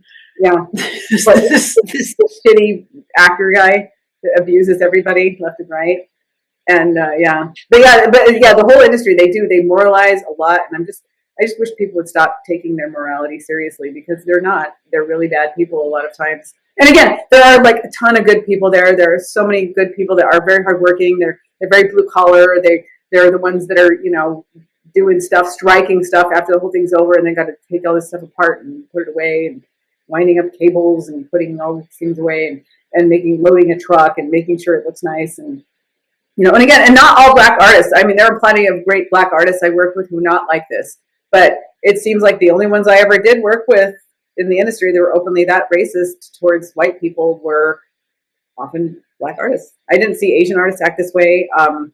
You know, even Middle Eastern artists, even, you know, even artists from Africa. You know, I would occasionally meet artists from there. I mean, I've met artists from every walk of life. I've met people from Idaho. I've met people from, you know, the Tuaregs of Africa, and you know, I've met everybody in between. People from like, you know, South America and Asia, and never have I seen this, but out of, you know, for some reason, like black artists, and I feel like the industry feeds it a lot. I feel like they love to feed it and create it and make this thing, and I just don't understand why you would want everyone to not get along. And you know, when production is a hard thing to do, and when you're already being that gone from family and from community, and you're doing these crazy hours, the last thing you need to do is have that too. Somebody that's just like, fuck you, white boy. or watching it. Oh, that was the other thing. Like, I have to watch this. I don't really want to watch people get abused. It's not fun. I don't want to watch people get humiliated and abused. That's awful. You know, I mean, you know, even if they suck, I don't want to watch that happen. You know, it's just, it's really, it's super creepy. yeah, and I mean, what if that guy's like great grandfather died fighting for the North in the Civil War, and you're blaming him for all this stuff? Just yeah. It is. I knew a same R&B singer who I got, you know, again, you get to know a lot of these crew people, and bus driver guy that I knew of, nice man. And a lot of them are from Tennessee. I get it. You know, a lot of them are, you know, white guys from Tennessee. But nice guy. And he had to fix the bus that they were on, the tour bus they were on. And this particular person hates white people so badly that she found out he had been in her bedroom on her bus, that she took like all the bedding off the bed and threw it in the garbage because he had touched it. And I was like, you know, no thanks that he fixed your air conditioning so you wouldn't like roast back there or anything like that. Just, yeah. And again, and there's nowhere to really go with it, because the other problem you have is that, at least where I was at, I don't know about, the rest of the industry, but it seems like if you go take these complaints somewhere, they don't get heard, and you just don't get called anymore, because you're not really an employee a lot of times of these companies. You're an employee of their payroll company. So you're not, you're like a temp, but you don't realize it. Right. They don't tell you this. And so you're a temp, and if you're screwing up on the temp job, they just don't call you back. So that's kind of how it works. And people get really scared, and I think that's why they don't say anything. And I think that's why they tolerate this kind of very abusive, weird behavior. But it's also just like, it's just hard to watch. I don't want to watch people get like that. I really don't, I mean, even if I don't like somebody, I don't want to watch them get, okay, there's a few times I might, but you gotta really suck for me to want to see you like get totally humiliated like that. But yeah, and it just doesn't make for a good, things to move smoothly. I don't really think, you're wanting to get this done, and you want this to be a good thing, and everyone's, and instead you've got people, just fighting with each other and just being awful to one another for, whatever reason. And yeah, and again, I don't know what's going to make the fever break in the industry. What's going to make this stop? I don't know. I mean, I guess they'll just keep making horrible, shitty stuff till nobody watches it or listens to it, buys it anymore. But I don't know. Till they run out of money, I guess. Yeah. I mean, God, it really sucks that people get treated that badly. But even if you're seeing what's just going on in front of the scenes, there's so much writing by committee. Like the whole Snow White and CGI. Some of it is miraculous, but that whole Snow White movie. Yeah, I saw the dwarves they eventually put in. Yeah. Like, I could have done that with my laptop, and it would have looked less terrifying. Yeah, I know. And then they put all those actual dwarf actors out of work. I mean, I'm not here to speak for them, because they can speak for themselves. They're completely capable of doing that. But I was like, this is fucked up. These guys don't get a ton of work as it is, and now you got one dwarf guy that's like, maybe he just didn't want anybody else to maybe outshine him in the acting world or whatever. I don't know, but that was pretty fucked up. That he was like, that was his complaint. He complained that I guess they were, it was insulting to little people that they had to, that these guys lived in a cave, and it's like, no, but they lived in like a little cottage thing, from what I remember of that movie. And they were mining in a cave because they were miners. They didn't live in the cave. Were they supposed to do like work in a high rise and take the elevator home? Yeah, it was just really, and so they recast the whole thing, and then they put everybody out of work, and I was like, wow, you guys.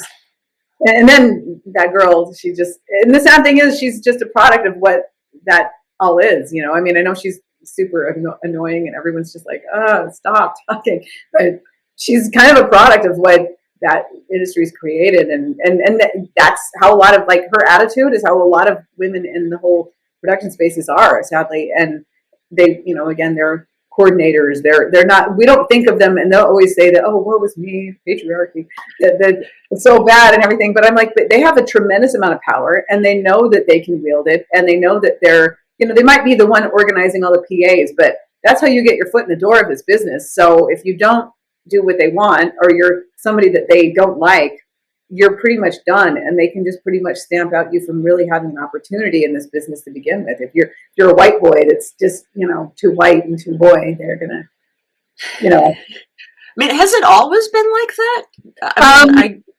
No, I don't think so. I know that there, I mean, no, I don't think so. I think that it's just over the years, it's just gotten like that. And, because women wanted more opportunities, and I think they should have them. I mean, I'm one, but the thing I started to notice is that they didn't want to be the CEO running the film company or the music production, because that's a hard job, actually. I know that we think of CEOs as just horrible people, and they are, but they are horrible people that work hard. Not all of them, some of them are all right, but you kind of have to be a dick to do something like that anyways, and it's just kind of how you have to be to do that kind of a job. But your hours are like, you're working 70 hours a week, your whole life is work, and nobody really wants to. I don't know that many women that want to work like that. I mean, they might. I only want to. I only want a girl boss 40 hours. Yeah, that's it, you know, and a lot of them, I think it's just how some men are just kind of wired, I think, too. I don't know. I mean, I don't have children, but I have a stepson, I have some nephews, and my observations of them, and then working with men, you know, I've worked with a lot of them. Some guys are just wired to be like that. They really just are. I mean, that's just kind of what drives them. And yeah, I mean, it's just when you work, that's all you do is work. You don't have time for anything else. And it's really hard to have much of a life. And so it's not to say that women can't be doing these jobs. It's just that I don't think they really want to do it when they're confronted with the reality of it, you know. And if they want to, hey, it's a free country. I think you can do what you want. But they seem to be much more happy running a little department, like a fiefdom, if you will. And then that's it. And then, but then again, that becomes this big problem because that's who they get really weird with who they hire. And, you know, you know, if you're this white guy that they don't like, and it's not just men, it's also women. I've also noticed that a lot of them don't really like women who might appear to compete with them. If you're smarter than them, they think of you as prettier than them, thinner than them, smarter than them. They don't really like that either, I've noticed. You know, if you have some ambition, you know, and again, I keep on noticing that there's this expectation that you're going to, you know, sit at their knee and beg them to teach you the ways, and you know, and they like those kind of people the best, it seems like. And if you have any really strong desire to just figure things out for yourself or just take it upon yourself to do things, they don't really like that. And so yeah, and yeah, they're the ones that definitely push the whole, you know, just keep the angry black person around who's going to yell at people for me, and they laugh at this person, they think it's funny, they and get enjoyment off of it. As long as it's for their amusement and their profit, they are okay with it, and as long as that person doesn't turn on them, they're fine. But the minute that those people don't, you know, live up to whatever stereotype is out there, or they do it to the wrong person, you'll see none of those women really stand by them to protect them. I have a friend that happened to, and it was really awful to watch what happened to him. But what was going on is that he was kind of the night manager and this person was the day manager. And because we were a 24-hour production space when things were going on. And he was a much better person to work for. A lot of people liked working for him better. He was much more laid back. He just he didn't reinvent the wheel, which is something that I see a lot of them do a lot of times. Didn't need to do that. It was not that hard of a job anyways. I know because I did the job, so I'm not like talking shit. But they found out, and I think that they didn't like it. So some issues happened with security, which was their screw up, not his. But they turned to her and said, well, you ultimately run this department, and what are you going to do about it? So she got rid of him. And that's when you find out very quickly that if you want to say, excuse me, this was not appropriate, and we need to talk about it, you're going to find that you're going to be suddenly accused of being this scary person that, you know, they don't feel safe around, that kind of thing. So you really got to watch it. He and I have talked about it quite a bit, and it's been really fucked up what happened there. But, you know, I guess he would have been better off because there were other black people in our department, but one was a drug dealer, and he got to stay for years. And that was fine. That was a totally acceptable thing to do. But this person who didn't do these things, and, you know, smart guy, yeah. So, oh, you can be a drug dealer, but you can't be better at your job than I am. Yeah, yeah. And that person did get fired eventually. That's a long story. She did get fired. I caught her stealing, essentially. There's a lot more to that story, and one day it's still quite emotional for me. But she got fired and was back on another tour as soon as the pandemic was over, as a tour accountant again.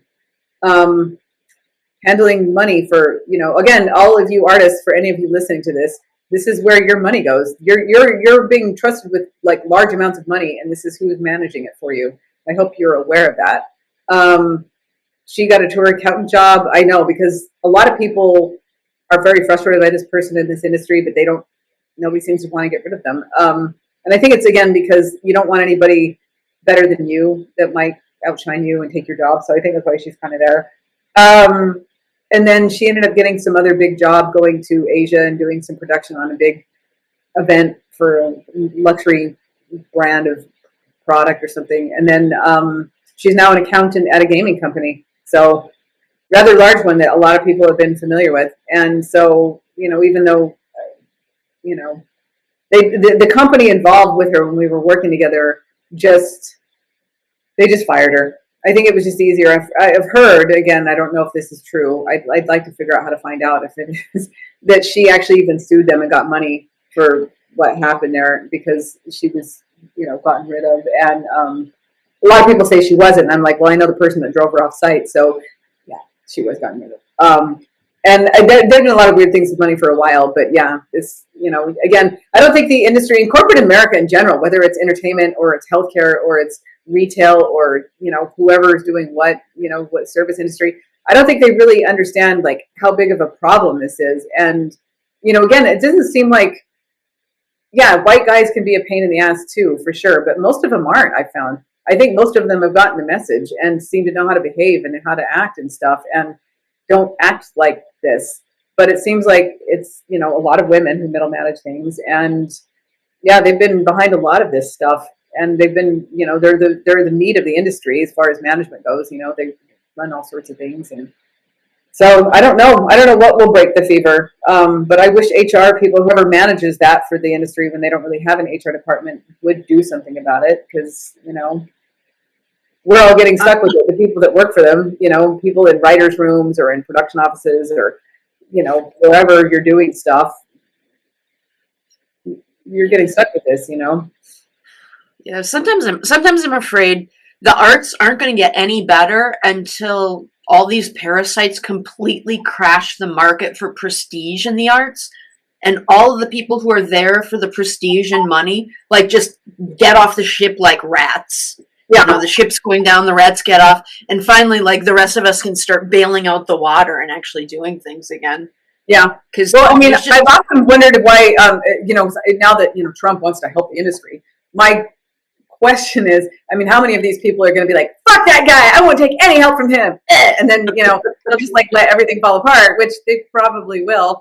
But there's some of us that don't want that, and I do know that there are people out there trying to do it, but it's really hard. It's very difficult. I was at over the weekend. I went to a really neat ballet that was like that, and but it's hard to find it.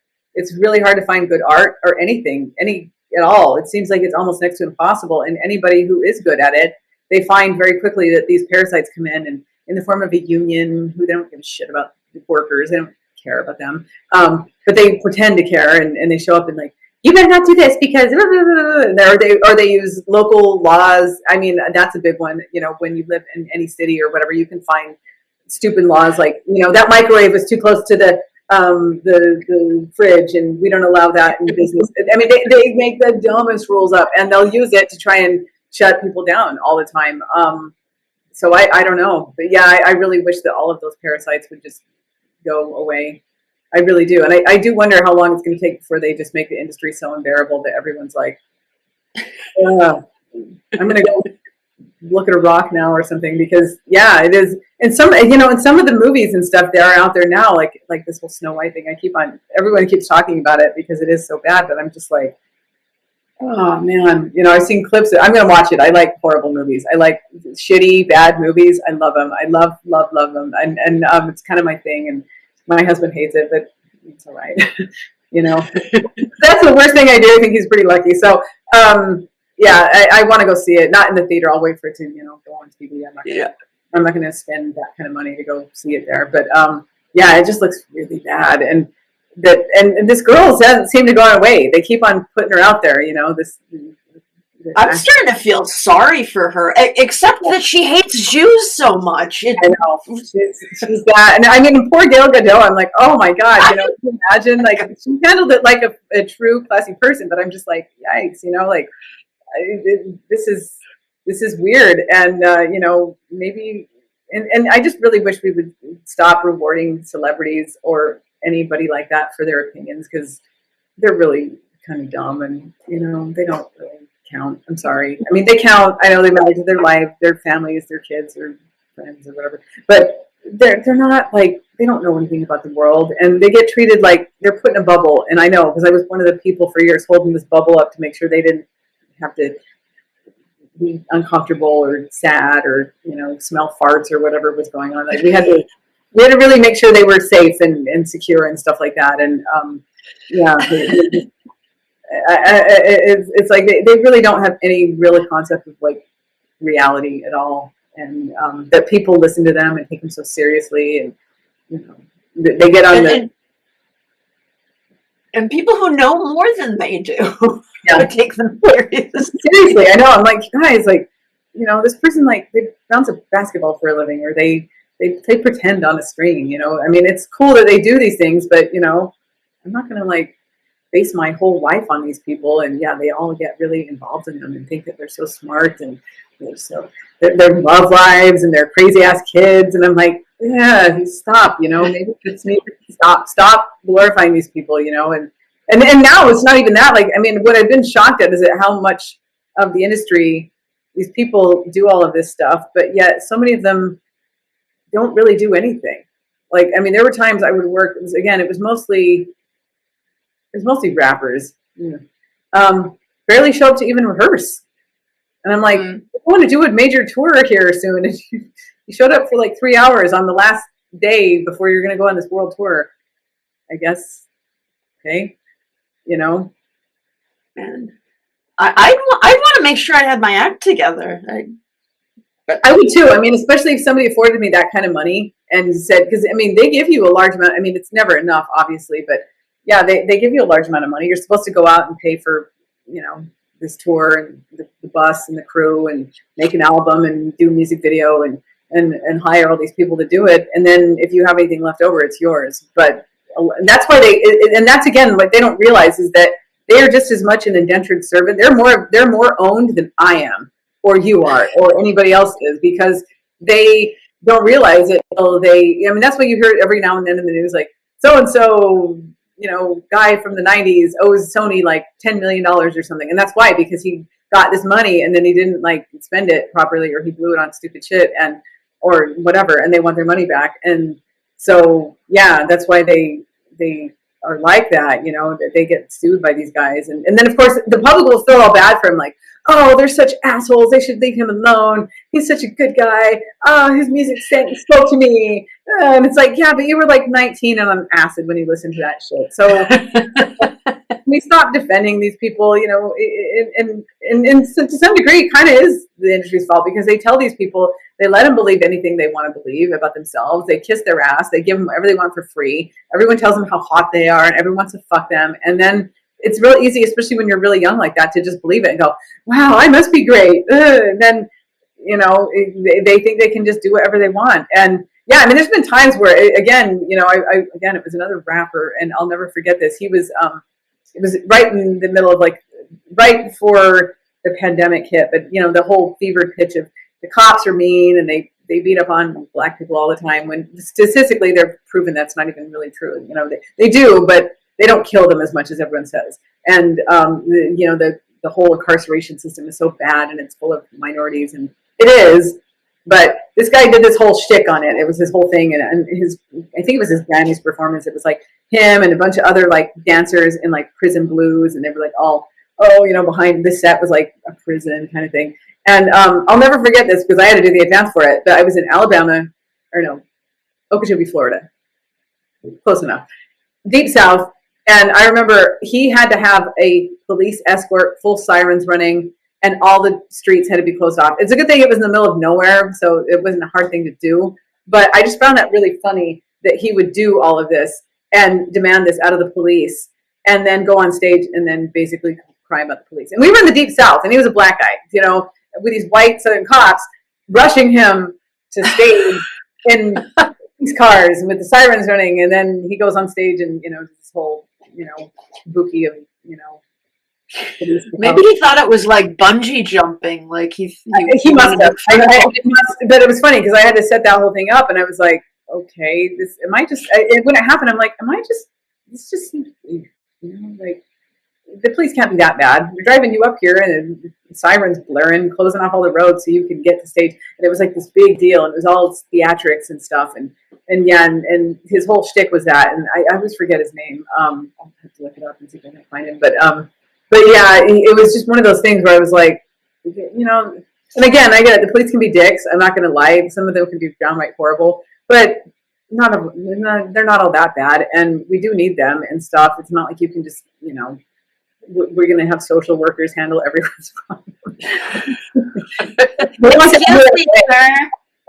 Yeah, they want social workers to handle most of the crime and problems here, and it's like, well, it's not working. It's not working, guys. And social workers are not equipped to deal with like the naked machete wielding transient that's like been on fentanyl for 2 days or whatever. Yeah.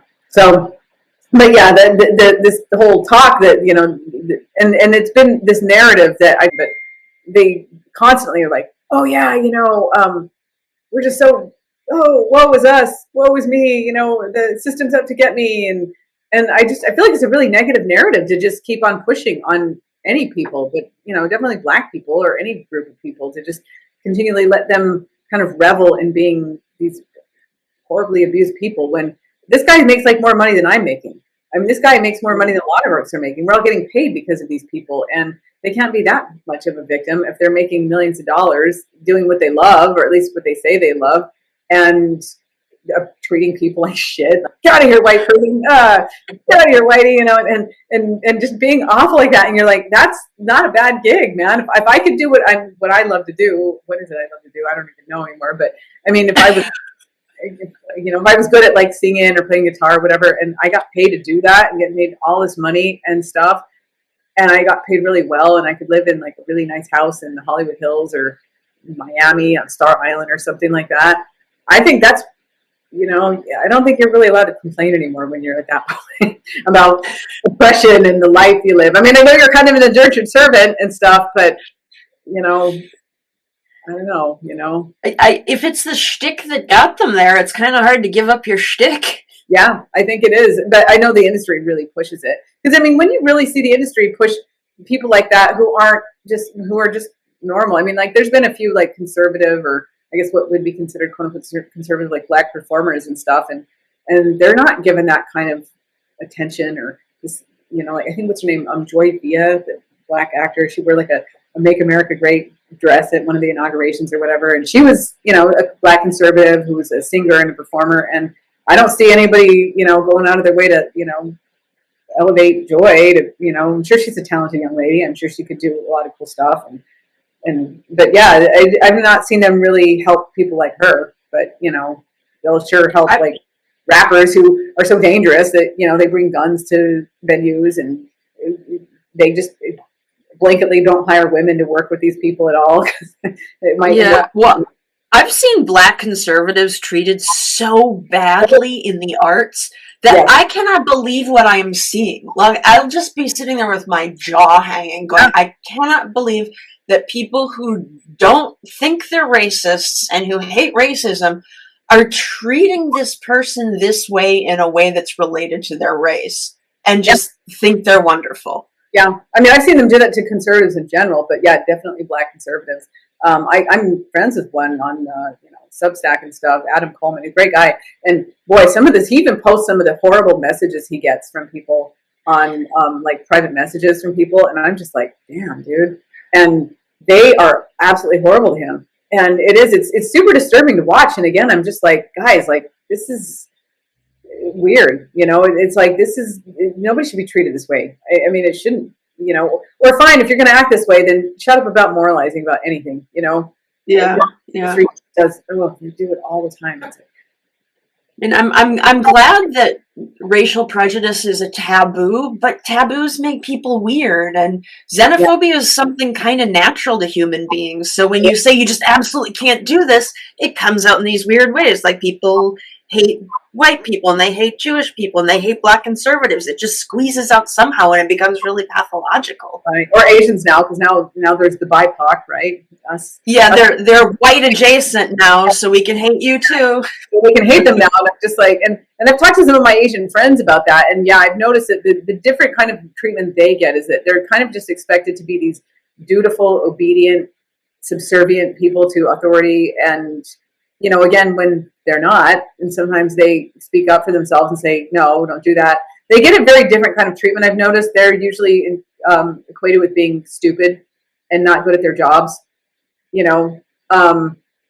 I've seen it happen to people I know of somebody that happened to, and I've watched this happen. This young woman is actually quite accomplished. She's done quite a bit with herself and nice kid and stuff. And she's gone gone places on her own. But again, they didn't like her because I think, number one, she was very cute and she was very smart. And she's gone on to have quite a career for herself in the music business. But she didn't sit at anybody's knee and go, oh, teach me, oh, great one. Because the truth is, we're doing fucking office work. You know, we ain't doing anything crazy. We're just doing office work. We're filling out Excel sheets. We're answering emails. We're sometimes answering phone calls. We're not doing anything that's that hard.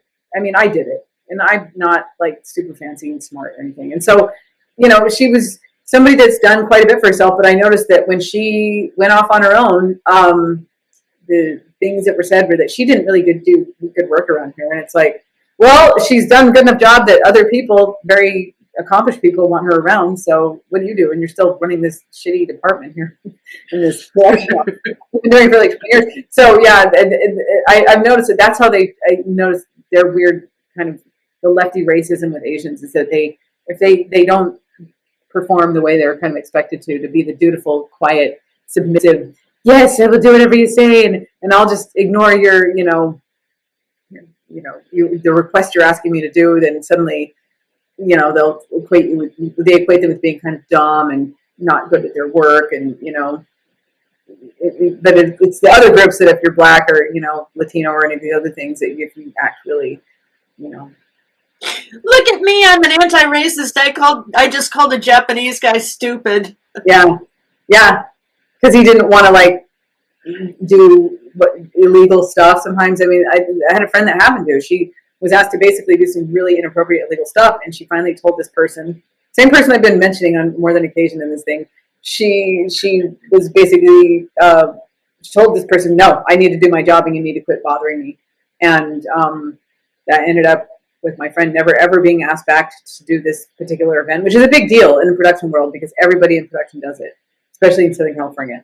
And she was never asked back, and she stayed just strictly in other areas of music. But yeah, and it was because she didn't act like it's dutiful, submissive, quiet little model minority that doesn't ever it's like it's weird how much these guys really don't know much about minorities. They claim to care about them and love them.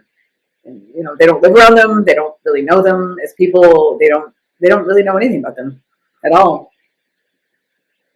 Not even a little bit. Yeah, man, the arts world is full of just top to bottom full of a lot of terrible people.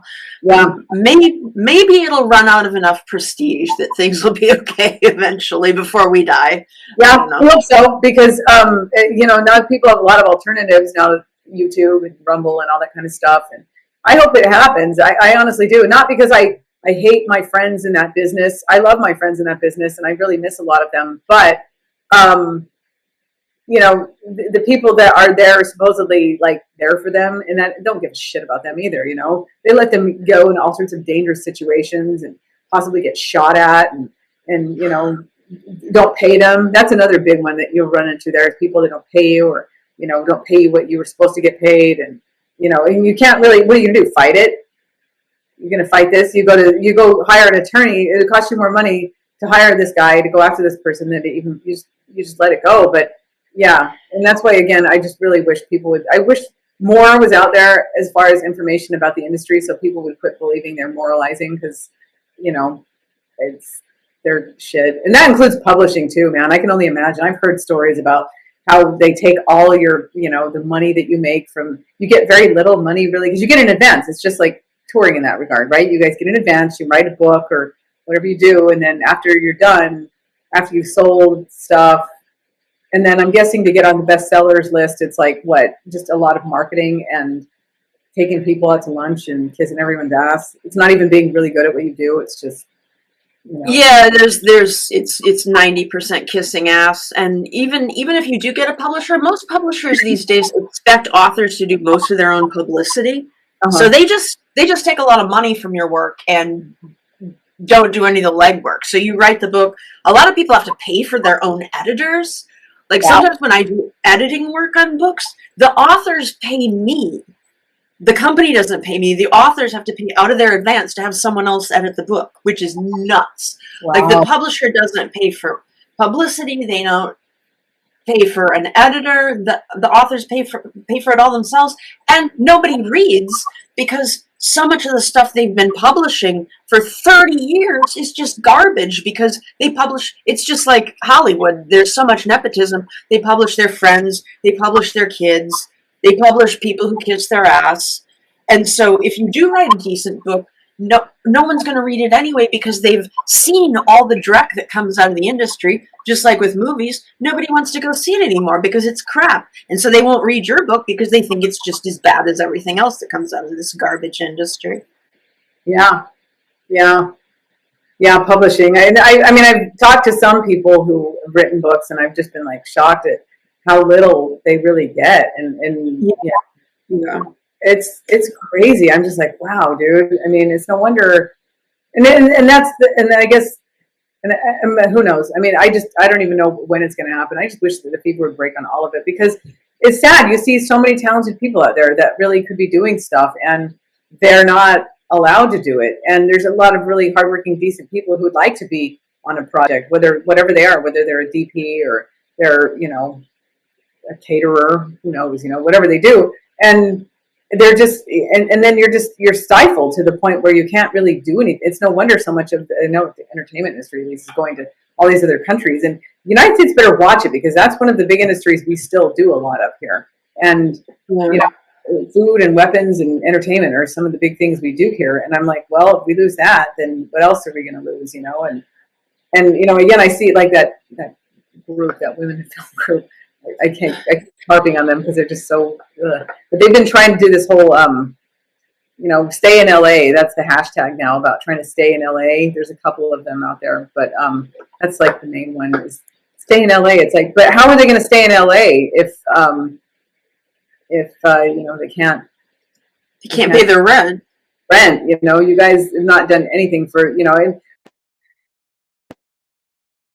And somebody that went to work for, or not went to work. She joined up with, I think it was Women in Film. There's two of them, and was treated horribly. She happened to be an Israeli woman, and she's a director and stuff. And oh man, the way that, and again, I'm like, these guys are nonprofits, and they're making all this money off of this too. I mean, I was looking at let's see, what does it cost to even get into women in media? I think what is the join women in media? How much does it cost to join up these guys? Let's see, membership. Student membership is $60 a year. Pro membership is $120. Friends $125. Executives $300. Jeez, yeah. And so I guess it's supposed to help you get work or something, but I don't know. Yeah, we get to go to a gala. Yay! A gala! Oh boy. I mean, those funny, like, yeah, I've looked. It's usually Oscars year and Golden Globes. They have these galas that go along with this, and you got to go to this stuff. I guess I don't know, but I'm like, anyway. So yes, I hope that Women in Film doesn't come sue me. Sorry. I don't know. They're kind of self-absorbed. I'm noticing. I don't know if they ever listen to anybody but themselves. That's tragic. An arts guild that just charges people money and does nothing for them except a gala. Yeah. Well, and that's a lot of unions too, though. I'm kind of noticing. I was kind of curious about one that I almost joined up with here. They're not even in business anymore. This strike has been so bad. I guess they're just not around. They don't even have a website anymore. And I was like, whoa, that was fast. So yeah, there's a lot of unions who. They do this a lot. I have a friend who's an electrician in New York, and boy, he had some crazy stories. You should actually talk to him if you want to talk about people getting sacrificed for these. He's got some crazy stories, and he does his own podcast. It's called 1,000 Tiny Tyrants is what it's called. He hasn't done it in a while, but yeah, he was working on. If you decide to do a non-union thing, you still have to do all this stuff with unions. Like they can still come into your film or your production and just shut it down. Because seriously, yeah, it was really nuts, and he, and again, it's one of those things where you're like, wow, you guys are kind of horrible. And again, some unions can be really good. I'm not going to say they're all bad, but I remember what happened remember a couple of months. I don't know if you were paying attention to it, but here, the longshoreman guy, he was threatening to like make everyone strike in the country, which would have crippled this country because the Long Beach and San Pedro and Texas and all these other places. And this motherfucker has a mansion with a yacht, and he runs this union. And I'm like, dude, you know, I get it. I guess you've earned your nice stuff, but you run a union, dude. And I don't think none of your guys are all living with mansions and yachts and stuff. And yeah, he was like total longshoreman guy. He talked like this, you know, but he was a tough guy.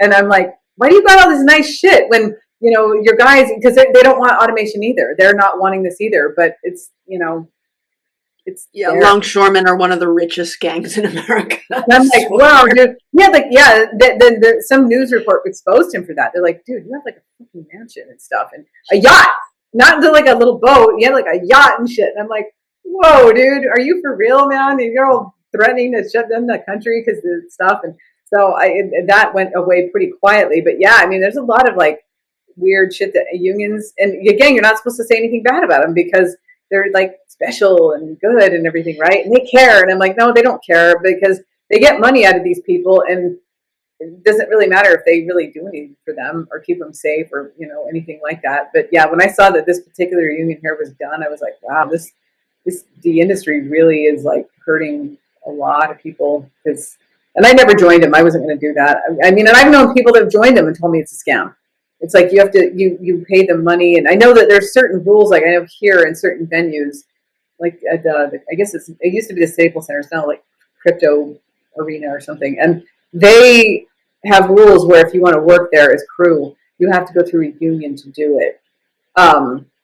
Which people go around all the time, anyways. You know, they would hire me on to do work for them on the crew for the day. The tour would just call and say, "Oh, my friend's coming over. Give her a pass." And then, I mean, there was ways around it, you know. So it wasn't like it was that big of a thing. But yeah, they do some weird stuff, and that's another thing that I've heard. People who are trying to make films and do anything here, it becomes impossible because there's all these rules. Like you can't work with these people, or you can work with these people, but only for this amount of time.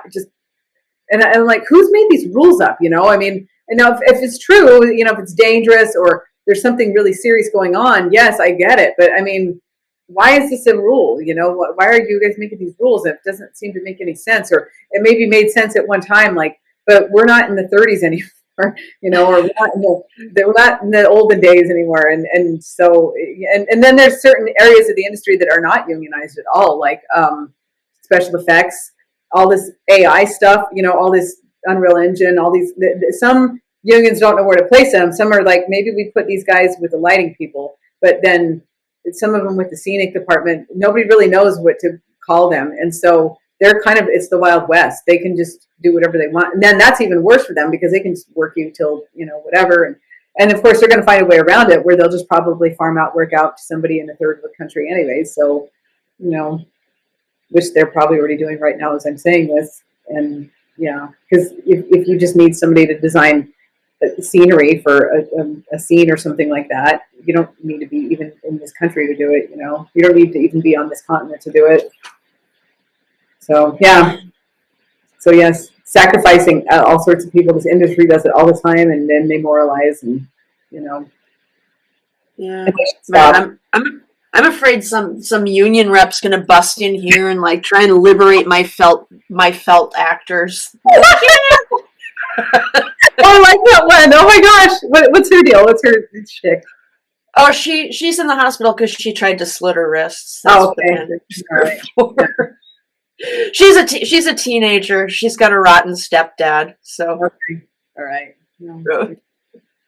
She tried to end it all, and now she's in the mental hospital. Poor thing. Who's her favorite singer? Is it Justin Bieber or is it somebody else now? I don't know. Who the kids like these days? I don't even know. She probably likes who's that goth kid? The little short goth girl who always wears the baggy clothes. Oh, Billie Eilish, yeah. Yeah. She probably likes her. The Billie Eilish fan. Yeah. Oh, yeah. I'm looking forward to your next episode, by the way. I think that's going to be really good. I had fun with the other one. Yeah. I worked on Celebrity Rehab one day, and that was that brought back memories. Memories, yeah. That was something else. And then reality TV, I guess that's the other thing people just do now too, is they'll just keep watching all of that. It's there. Yeah. It's not going anywhere. It's international too. I mean, I know people that work on the Danish Big Brother. I didn't know that they had a Big Brother that they do. So I mean, as dumb as it is, it's better than the CGI dwarves. yeah, totally. Yeah, those poor little people, man. Those actors. I mean, they get very little work as it is. And now this shit happens. I know. And the thing is, I keep calling him Tyrion because I can't remember his actual name, but the dwarf actor who didn't want the other dwarf actors to get hired for that movie, I used to be Peter Dinklage. Yeah, I used to be amazed by him because he is such a good actor, and I was like, man, how did he keep going? Because there's not a lot of roles for little people, so I used to really respect. Like, how did he keep going with no roles? How did he keep developing this talent with so little hope? That's really inspiring. Then to see him stab other people in the back like that, it was like, dude, you know? It is. It's really sad, actually. I feel really bad for I bet they all want to like kick his ass too. They're like, oh yeah. I guess he better not ever show up where a bunch of them are at, or they're gonna mob him. No more dwarf actors conventions for that guy. His name is Mob. Yeah, I mean, and honestly, who could blame him? Honestly, I would probably want to kick his ass too if he caused me to not get work like that. That would be really awful. So, and it's not just the actors, but it's the stunt people, because they do stunts. They do other stuff too. I mean, there's a lot of people that are stand-in actors. I mean, so there's entire productions, people don't even realize this, that are mostly done by stand-in people because they can shoot it where they're from behind their shoulder or whatever. It's crazy, like how much work they can do without the actual talent there. That's how much talent are kept in the dark about things, that they don't even have to show up most of the time to their own shit. They can just have somebody that looks just like them stand there and, or their stunt person or whatever, I'm surprised the weight of stupidity on this globe hasn't just catapulted us into the sun yet. Just knock it off course. Or a giant meteor hasn't finally showed up again and, dinosaur us like happened with them. They all. Yeah, we're supposed to be working on asteroid defense. What happened to that? No, remember that? Yeah, I remember that. That was a big deal. And now everyone's just like, yeah, we just forgot about it. Oh, well, I guess the next asteroid will kill us all. Who cares? Like, it's going to be horrible, too. It would never be like, I bet it'd be an asteroid, like a group of them, and like one would hit and then more. And it would just slow. And it will be like fast for that asteroid, but for us, it'll be like months. And then another one will hit, and then, it'll throw off something else. It won't be like a very quick ending for us. It'll be slow and agonizing. But for the asteroid, it'll just be like, just another planet I trashed. Yeah, and then it'll just keep on going. Because, I can only imagine. And we are in space. Like, when you think about it, we're out there. And there's a lot of stuff we just don't see or know about. And I could see that happening. I mean, this place has gotten hit a lot by them, and all over the millions and millions of billions of years we've been like a planet and stuff. So who knows? The moon's gotten hit a lot, or something worse, like the moon will just get hit and then we won't have a moon anymore or something. And nobody will ever have another menstrual period. The moon's like, because it controls the tides and stuff, doesn't it? The moon does. Yeah, right? Yeah. The moon does a lot of stuff. The moon does a lot of stuff, so I guess we should, kind of hope that we keep track of the asteroids better. But I guess we got to make sure that we got to make sure that we got what 40? What was it again? 40 to 60% of the crew has to be 40 to 60% has to be women, non-binary. And I'm like, what does that even mean? This non-binary shit. I'm like, guys, what does that even mean? I mean, if I don't care who's on the crew. I just don't want to get hit by the asteroid. That's yeah, but yeah, I don't understand what non-binary means. It just it's like another weird religious group. I think they broke off from the Church of Trans, and now they're they're doing their own thing. Like that ex-Ulancic person I've told you about. She mentioned that she calls them the non-binitarians, and I think it's a good word for them because they kind of they're like, I'm not a man or a woman. And it's like, yes, you are. and like that. Remember in the '90s, it's Pat from Saturday Night Live, that character. That Julie Sweeney had to go apologize to a bunch of these guys because of that character, and because they got like offended by it or something. It was I went as Pat for Halloween many years ago. I loved that character. I thought it was like the most obnoxious person, and it was like the person you couldn't tell. You know, that was the joke, because you couldn't tell. My friend went as Chris. We were Chris and Pat, and we dressed up. I had a Western shirt that looked like that, so I just did. I wore a wig, and it was really fun. It was really comfortable, and that was the whole shtick. Like Pat wore loafers and khakis and a fanny pack, and you couldn't tell what Pat was, and wore these very androgynous clothes and yeah, it was a really fun Halloween costume to wear, but and it was really comfortable and stuff. I took like a pillow and stuffed it in my shirt so that and the movie was really bad too. But I like really bad movies, so I watched it, and there was Pat and Chris and all that stuff. So yeah, it was prescient. Yeah, but Julie Sweeney had apologized to some people about this character, and it was like, this shit happened before any of y'all were born. You kids are like. Yeah. So they got offended at it, which I thought that was a positive characteristic of somebody that was kind of, androgynous or whatever, Yeah, I thought the joke about Pat was that they used that ambiguity to be passive aggressive, right? Yeah, totally did. Yeah, that's exactly. People are obnoxious and stuff with it, and yeah, in the movie, Pat was like ruining everyone's life because. Like it was Kathy, what's her face? Kathy Griffin was in the movie, and she played like a radio host. And Pat I guess Pat was neighbors with Kathy, and showed up at Kathy's job, where she was like a radio host that helped people with their problems, kind of thing. And Pat showed up in there and took over and was just like really fucking rude to everybody on the phone. But the calls kept coming in, and so they got rid of Kathy and kept Pat. Like this guy calls up, he's like, "Oh, I want to kill myself." Oh, and Pat's like, I think about all these different ways to do it. I'm gonna jump in front of a train, or I'm gonna blow my head off. And Pat's like, "Try drowning. It's like a big wet hug from God." And I was like, oh. Said and did the most obnoxious stuff. Pat got a job at like Benihana and was like yelling at the staff to speak English, but like said it like, "I can say Americano, por favor," and which is like really rude to these Japanese people, and it was just like a super inappropriate person, but they got away with it because nobody could really tell what Pat was, and so right. Pat was like this, but was kind of a dick, and this annoying person that you kind of lovably liked, and so yeah. But Julia Sweeney had to apologize to these group of non-binary who act just like Pat. Yes, exactly. That's the ironic thing about it. It's like, you guys are being just like Pat, So anyways, yeah. So who knows when the fever will break with all this weird stuff. I know the industry now. I just wish they would quit moralizing about stuff, and with their whole weird racist stuff, let's hate white people, and I really wish it was stopped, because it's not helping anybody, and it's creepy and it's weird, and I thought we were supposed to all be beyond all of this, and I mean, I'm not white, and and the real problems that are plaguing Black people are things that's not going to solve for them. None of this is going to solve. By yelling at a white gaffer or a man in general. Yeah, I've never seen anybody solve their own problems by yelling at some helpless worker.